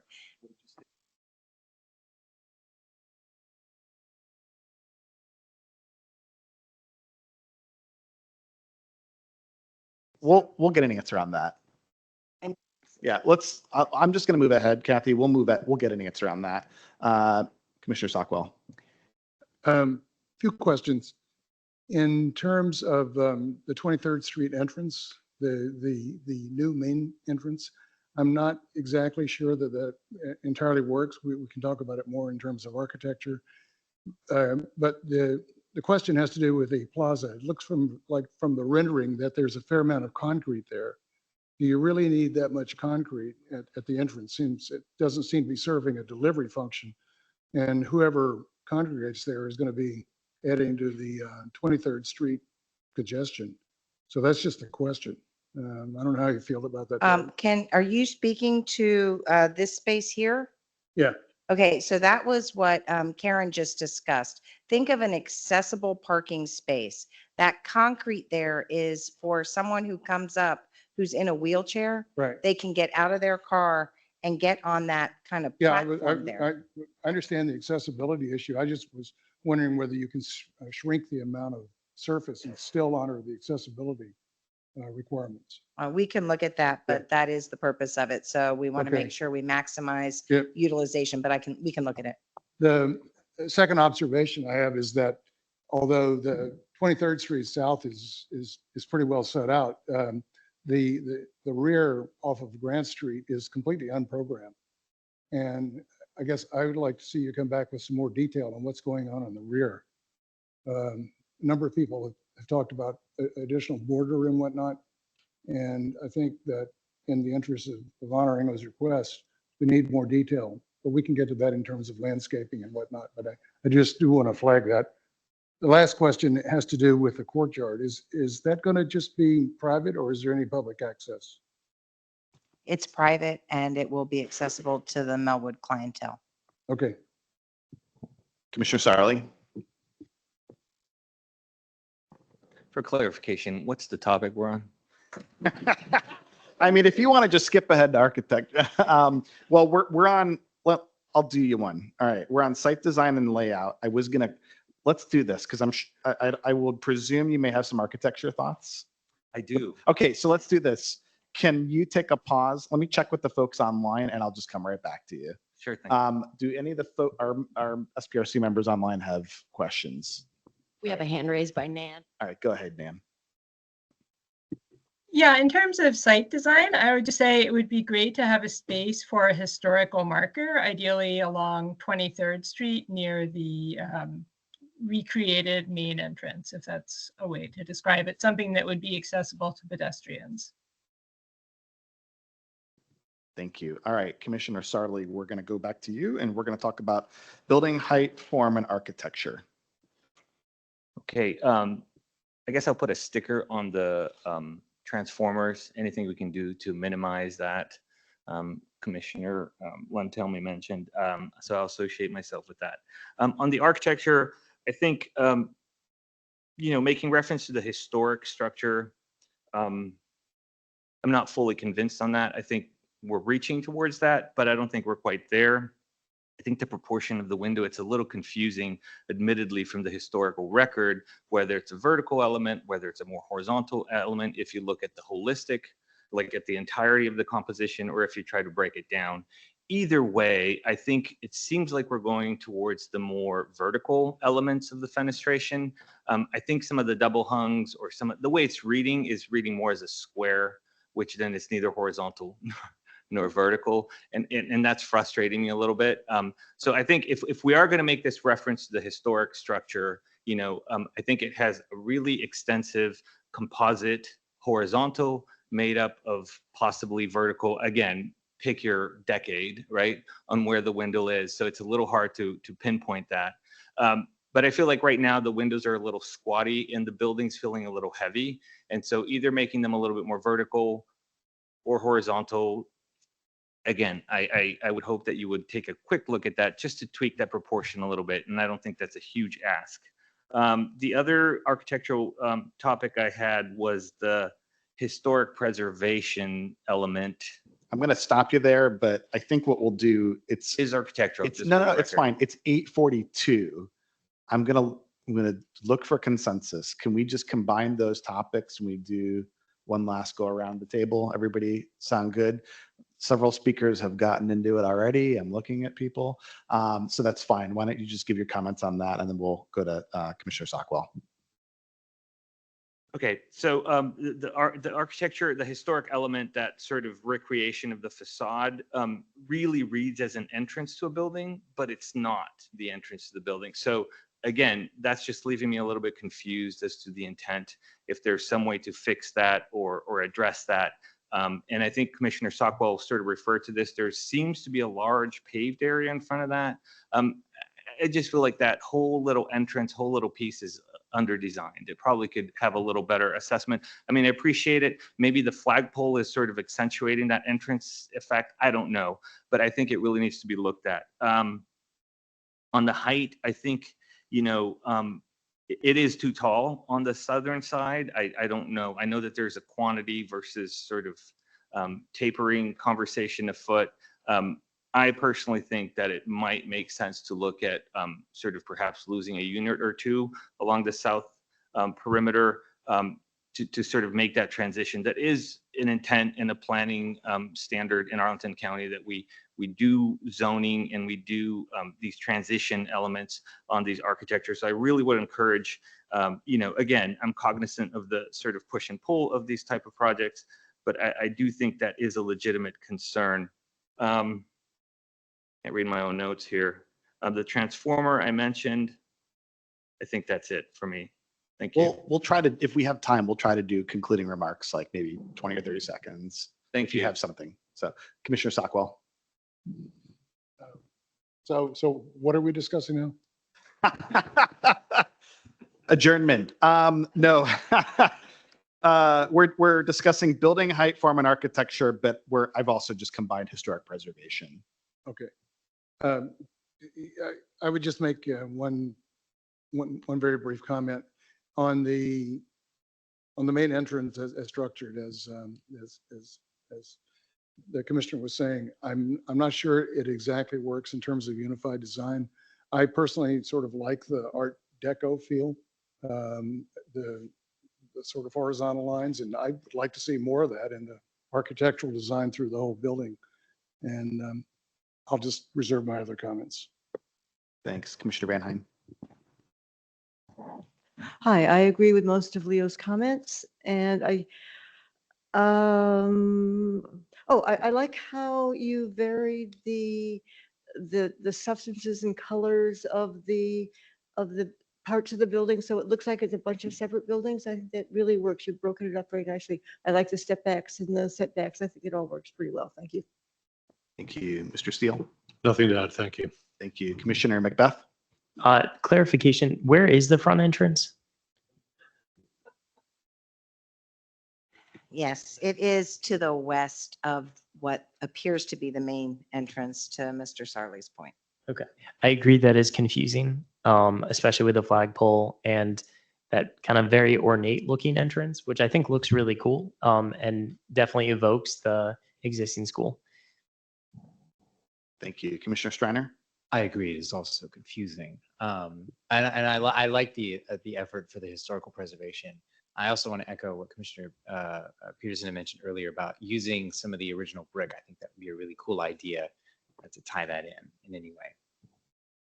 Thank you. I will yield my time only, but I will only say I did see the applicant has shown the previous designs. I'm not the architecture expert on the Planning Commission, nor do I claim it as anything that I know that much about, but I do think that they're significantly improved designs. I think they've been broken up and there's a real effort there. So I'm hopeful these comments lead to more fruitful discussions and improvements. Commissioner Lantoni.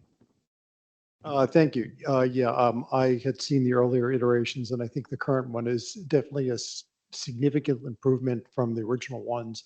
I like the additional articulations and the additional step backs. Those work for me.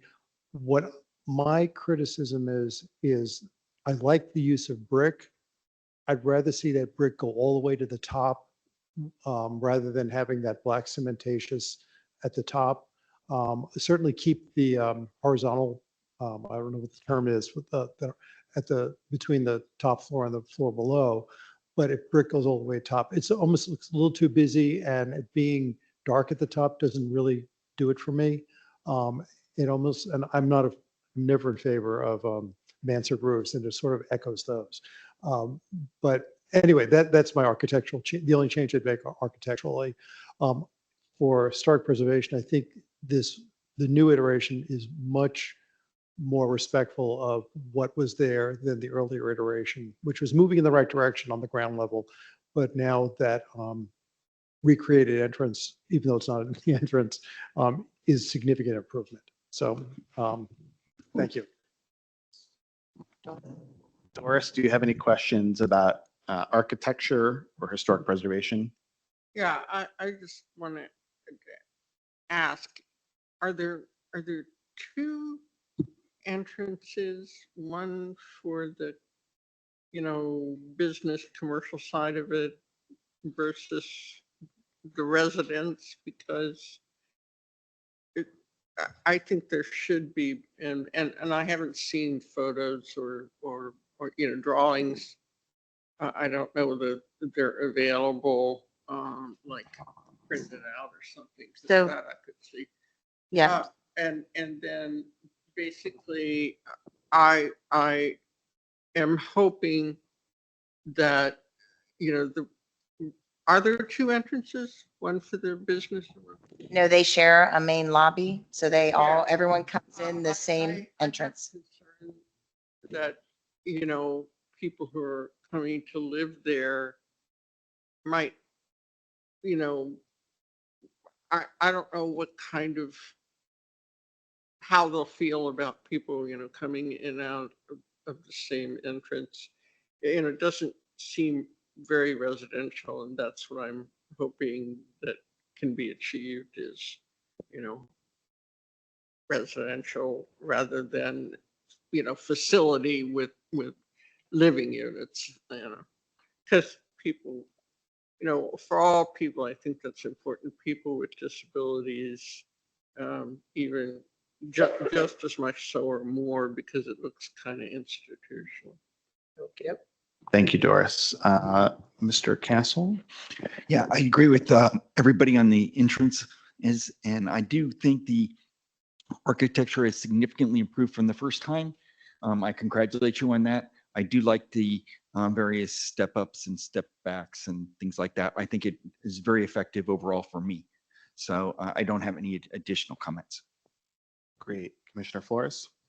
Just want to echo, appreciate the improvement, with the exception of the black architectural design on the roofing.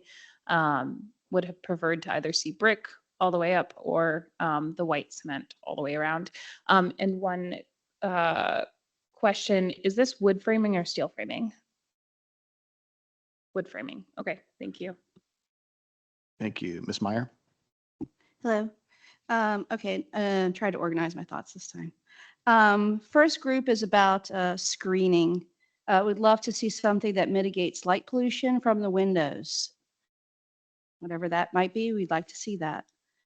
We'd like to see screening on the party deck. The previous iteration of this project had the party deck not against the park, but only on the west side in the middle, facing sort of the commercial area. Not sure why they moved it that way, but there's no screening between the park and the party deck right now, and we'd like to see that. And then number 3, I like your idea, Mr. Lantelmi, about the wall. We would definitely like to see something like that. Second group is, or second comment is the transitions. The transitions that were shown in the GLUP study were more transitory, I guess, if that's the word, than what we have now. This is super blocky, and it's heavy-handed, and does not transition well from 60 or 70 feet down to 25 or 35 feet. So something like that would have to be a ziggurat or a pyramid, and which is, I think, what they were proposing in the GLUP study, because they said only 60 feet would be in the middle of the site. And what we see here now is 60 feet everywhere around the site, plus the topography and plus the mechanical space. Third comment is there's been no discussion about burying the electric line that they're going to be coming up against in their construction. We would like to see that happen. Regarding the historic preservation, obviously the Civic Association voted to in May to support the local historic district application. That's because every other school of this generation is already a local historic district. And this should be as well. We've lost so much historic fabric in Aurora Highlands that we don't have. We've lost brick warehouses. We've lost the Luna Park, Queen City. We lost the overlook at the Prospect Hill. There's nothing left. There's maybe 1 or 2 buildings left of historic significance in this area. This is one of them. And we think we agree with HALRB that this should be preserved. It should not be reproduced. It should not be a Disney facade. It should be actually preserved. And then the final question we have, I'm going to read this because I want to make sure I get it right. We want to know what are the services that Melwood would offer so that we can understand whether this layout will properly serve the services or not. So there's the program in Melwood we've asked many times for that to be defined. We don't know if it's an office. We don't know if it's counseling. We don't know if it's a community center. We don't know what is that.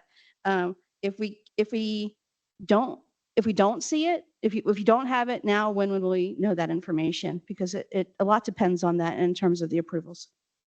I think we've provided that information previously, but just so everyone knows, there will be day services programs that's licensed up for 40 people. We average about 30 participants and 8 to 10 staff. That serves adults with intellectual and developmental disabilities. Those individuals do not drive. It's the largest program and focuses on providing a meaningful day for the participants. They will have a choice of several activities, and they sometimes gather at the building and leave to go other places, like the library or community service activities. We have workforce development programs that has approximately 20 students and 3 staffs. There are multiple programs, but only one is run at any given time in the year. For instance, they have an ability program that's run on a trimester format. And then the Melwood space serves as office and meeting space for staff and participants. For example, staff need to regularly meet with participants who are out in the workforce. We have people who work at Home Depot, the movie theater, government contractors. But rest assured that Melwood knows what the needs of their clientele are, and that they are going to design a space that meets those needs. And they have done so with this proposal. Thanks, Kathy. Thanks, Ms. Meyer. Commissioner Peterson. Thank you. First, just thank you for explaining more about Melwood Does. That's really meaningful. My cousin actually uses similar services in New England, and he benefits so much from them. So thank you for providing that to the community. So for architecture, I like the color palette. I agree with Commissioner Lantelmi. The building does look a little busy. I just had a point about the fact that it's darker at the top. Does that make the units less sustainable if it's and less kind of efficient? So if there was a way to change the color palette, so at the top it's lighter colored, that might get you some sustainability benefits. I love the green roofs. I'm hoping we can see more photos of those at our next meeting. And I'm hoping that we can include more biophilic opportunities that are visible from the neighborhood perspective. You mentioned water features on the green roofs. If there was some way for that to kind of have a waterfall effect that went over the building or something, so that could be benefited. Large planters on the balconies, using materials, bird-friendly windows. I think it's just a nice way to enjoy the biophilic benefits for those who live in the building, but then also people in the neighborhood. Thank you. Thank you. Okay, it is 8:56. We have 9 public speakers, and I would like to prioritize giving them more than the 1 minute. Sometimes we have to give folks, I'd like to give them 2 minutes because these folks have waited very patiently in the back. So if it's okay, I would like to forego the final comment just because I'm afraid it's going to go beyond 9. And I do think we need to let these folks be able to provide their public comment. So if there's anything that you wanted to share tonight that you weren't able to, please reach out to staff. You can always send an email and that will definitely be considered, and they can obviously share with the applicant team as well. So Kevin, I think maybe what we'll do is if we can go, if we can do I think we have 1 virtual speaker. Is that right? 2? So why don't we do, oh, perfect. I love it. All right. So let's go with, if you're ready, Miss Tina Muse, followed by Miss Rachel Hicks. You have 2 minutes for public comment.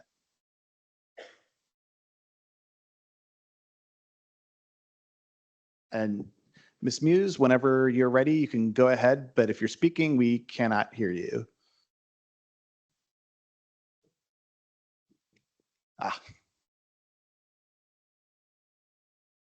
There we go.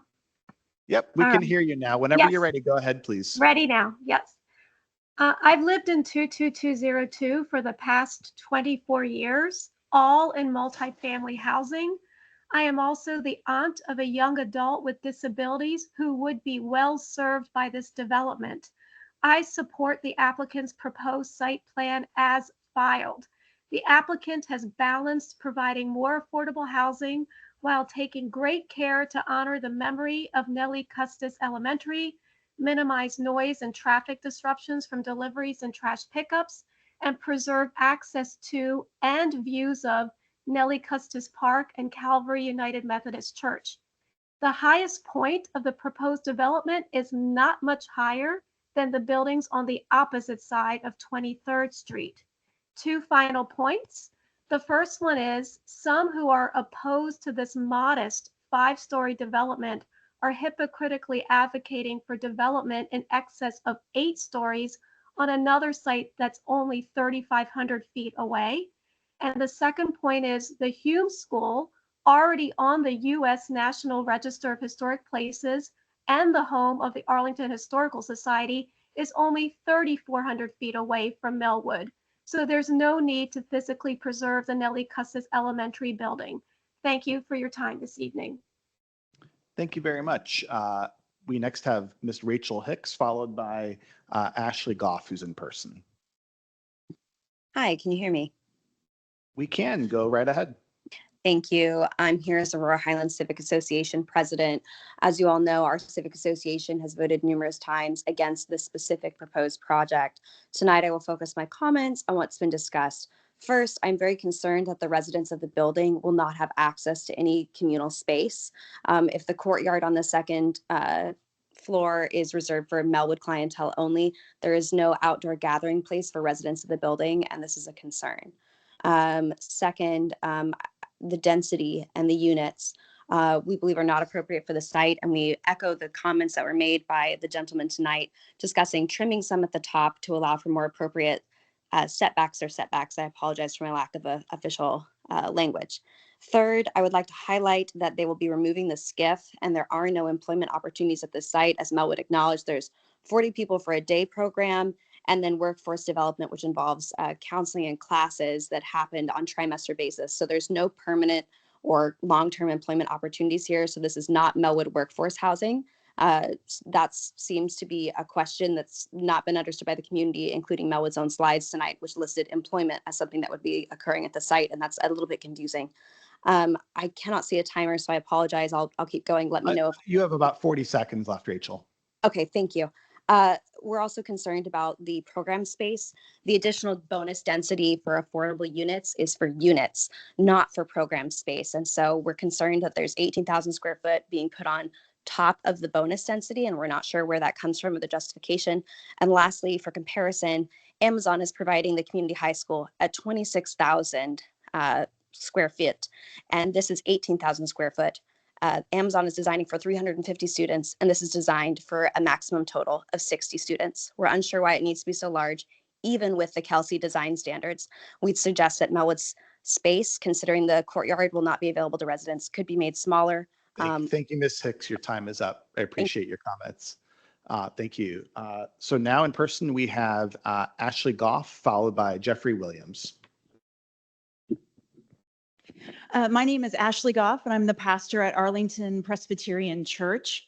And in 2016, Arlington Presbyterian Church sold the land it was on and its building to True Ground Partners, formerly APA. And Arlington Presbyterian did this so that True Ground would come in and demolish the building and create what is now Gilliam Place. And Gilliam Place is a 173 home affordable housing apartment building, and APC is now on the entry level of Gilliam Place. So where there were 0 homes, there are now 173 affordable homes. And 8 of those apartments in Gilliam Place are set aside for adults with developmental disabilities. We know there are more people in the building with disabilities, but those are 8 set asides. And one of the first things that we learned from our neighbors, particularly their parents, is the parent of a child who is disabled, the parent's greatest fear is what happens to my child when they die.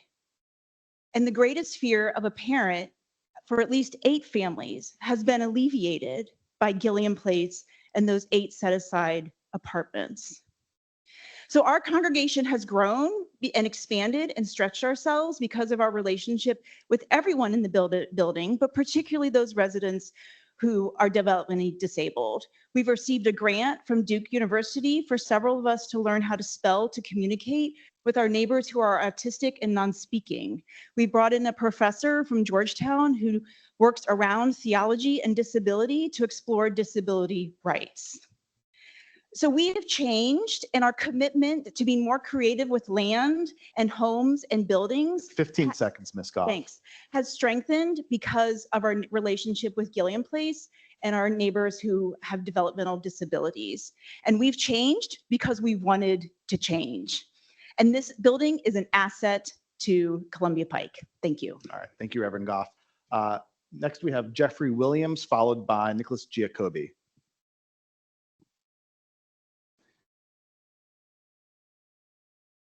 Hello. I think the 5-story building height is consistent with the Melwood GLUP. The setbacks and stepbacks result in the tallest portions of the building focused in the middle of the site, which is in accord with the building design principles. The incorporation of the orange-red blended brick, the face brick soldier course, and the gray stone wall cap elements from the Nellie Custis School into the proposed building provides a nice echo back to the original building and produces a distinctive appearance, which I find attractive. While many neighbors have stated a preference for a building with fewer floors, this must be weighed against the opportunity cost.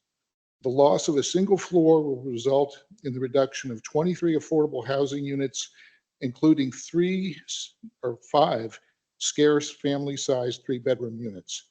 I strongly support the applicant's proposal for the 5-story building. Thank you. Up next, we have Nick Giacobbe, followed by Susan English. Thanks. Thank you, Chair. I've lived in Aurora Highlands for a long time, and I am in support of my neighbors who think this project is just too high, too dense. I think it's a terrific opportunity for more housing in the neighborhood, but I think the building is too tall. We talked a little bit earlier, the chair mentioned the use of churches. There are 4 churches within a couple blocks of this building. So I think one of the things that you'll end up seeing as a result of this 60 to 70 foot building is 23rd Street will rapidly be urbanized and very, very dense as you're going down 23rd Street. And I don't think that's a corridor that we want to see. I still have questions about the size of the program space. Rachel mentioned the comparison with Amazon's proposal for the community high school. 18,000 square feet is a lot of space. So it would be interesting to see how that's going to be used. I'd also like to see a site plan condition that be maintained permanently as educational or vocational space, or fill in the blank, however you want to call that. But I would like to see that as one of the conditions going forward. The other thing I'd like to see is Melwood has been very generous, as was Linden and as was the Sheltered Occupational Center, of hosting our polling place. I'd like to see that included as a site plan condition as well. And finally, Pastor Goff mentioned programs for the residents, and I think that's really important. And we haven't heard anything at all about what Melwood is going to be doing for the residents of the building. And I think that's really important that we learn more about it. And finally, I agree that the transformers should be undergrounded. If there's a way that we can do that, I think that would be really terrific. And so I think this project is coming along. I still think it's too big. I think there'll be a lot more of it to follow, but I encourage you to continue working on it and continue refining it and clearing up just where is the front door? Is it the old school or is it on the right? Thank you very much. Thank you, Mr. Giacobbe. Up next, we have Susan English, followed by Alice Hogan. Good evening. I support the applicant's proposal. I think it's much needed housing. I support the number of 3 bedrooms. I think the trade-offs of getting this housing in a location so close to transportation means that the overall change in the bulk of the building in 10 years, people are just going to accept it as how it is. I appreciate comments about about screening for the park, about the transformer, about more detail on biophilic elements, and certainly the pickup and drop-offs are something we all think about. But I trust that those things will be addressed during the course of the next SPRC and at the Planning Commission. Thank you very much. Thank you, Ms. English. Up next, we have Alice Hogan, followed by Mike Gehring. Good evening. Thank you all for being here, committee. My name is Alice Hogan. I work with the Navajo Arlington, which is the Northern Virginia Affordable Housing Alliance. I'm also a lifetime Arlingtonian. I'm so pleased to see this very creative redevelopment. Just a few comments I wanted to add. As we know, this is a privately owned piece of property that has not been in school use for over 40 years. The public designation really should have been removed at that time, so it was really an oversight. So it's great that the county is getting the documentation corrected during this process. I wanted to mention that the density and the setbacks that were discussed this evening seem very sensitive to the neighborhood, and that the 60-foot portion of the building will be toward the middle. That's perfect for tapering down. Also, that the low and medium residential designation is the lowest that the county can use for affordable housing. So I appreciate that the developer is going to the lowest possible height to be able to afford to make this change and provide over 100 affordable units in our community. It's a thoughtful taper transition to the neighborhood. It also touches on geographic distribution, which is something we really need in Arlington with regard to affordability, and the fact that it includes so many people who are lower moderate income or living with a disability is just a wonderful step towards the inclusion that is part of our Arlington County vision. So applaud that. I just wanted to point out that the study itself called this lot appropriate for inclusion in mid-rise multifamily development. And so that that is what we're seeing here. So the community and our very gifted staff have assessed the situation and they find it relevant. There's open space, there's biophilia. I appreciate the rendering that's going to bring forth that history of the old. Ms. Hogan, your time is up. Sure, thank you. Thank you so much. Our last speakers are Mike Gehring, followed by Taquanda Dixon. Good evening. I'm Mike Gehring, and I'm a longtime resident here in Arlington. Come here tonight to throw my full support behind this project. This project is a much-needed solution to meet the needs of our most vulnerable citizens, the disabled. The design of the project is makes accessibility for the disabled much easier because of its large size. Makes movement of wheelchairs much easier and allows for the better turning radiuses. The large percentage of 3-bedroom units is also an advantageous feature, and that is a much needed feature here in Arlington. The main point I also want to make, and there are a lot of other points I would like to make, but for brevity, I would like to make the point that there is such a critical need for housing for the most vulnerable of our brothers and sisters who are disabled, and there's just not enough housing to meet their needs. And so I just want to urge members of this committee to please go ahead and approve this plan. Thank you very much. Thank you. Our next speaker is Taquanda Dixon. And thank you for being so patient, by the way. No worries. Thank you so much. So nonprofit organizations such as Melwood try to empower the intellectual disability community by promoting social harmony and reducing stressors and tensions.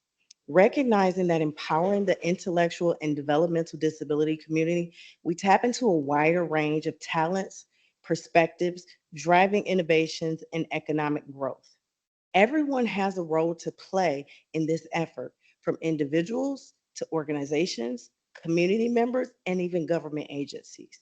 By standing behind this project and working together, we can create a society where all individuals can thrive in the most positive and independent way. Please support this project. Thanks. Thank you, Ms. Dixon. All right, our final speaker now will be a virtual speaker, Rob Douglas. And whenever you're ready, you have 2 minutes. Thank you.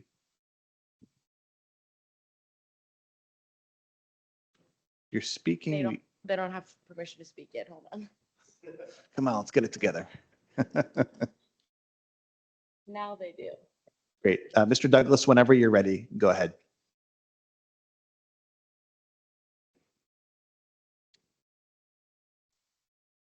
Can you hear me? We can hear you now. Go ahead, sir. Yes. Okay, terrific. Thank you.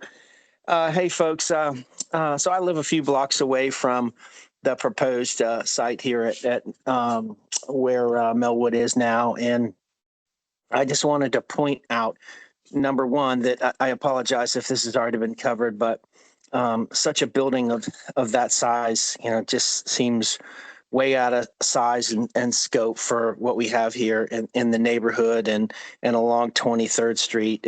Obviously, we're asking for special exemptions to allow for more affordable housing or more of this or more of that. But it seems to me that right now we've got Crystal House and we have a ton of other affordable housing options. I live, pretty close to the Giant that's down on Glebe Road, and across the street, I think it's another affordable housing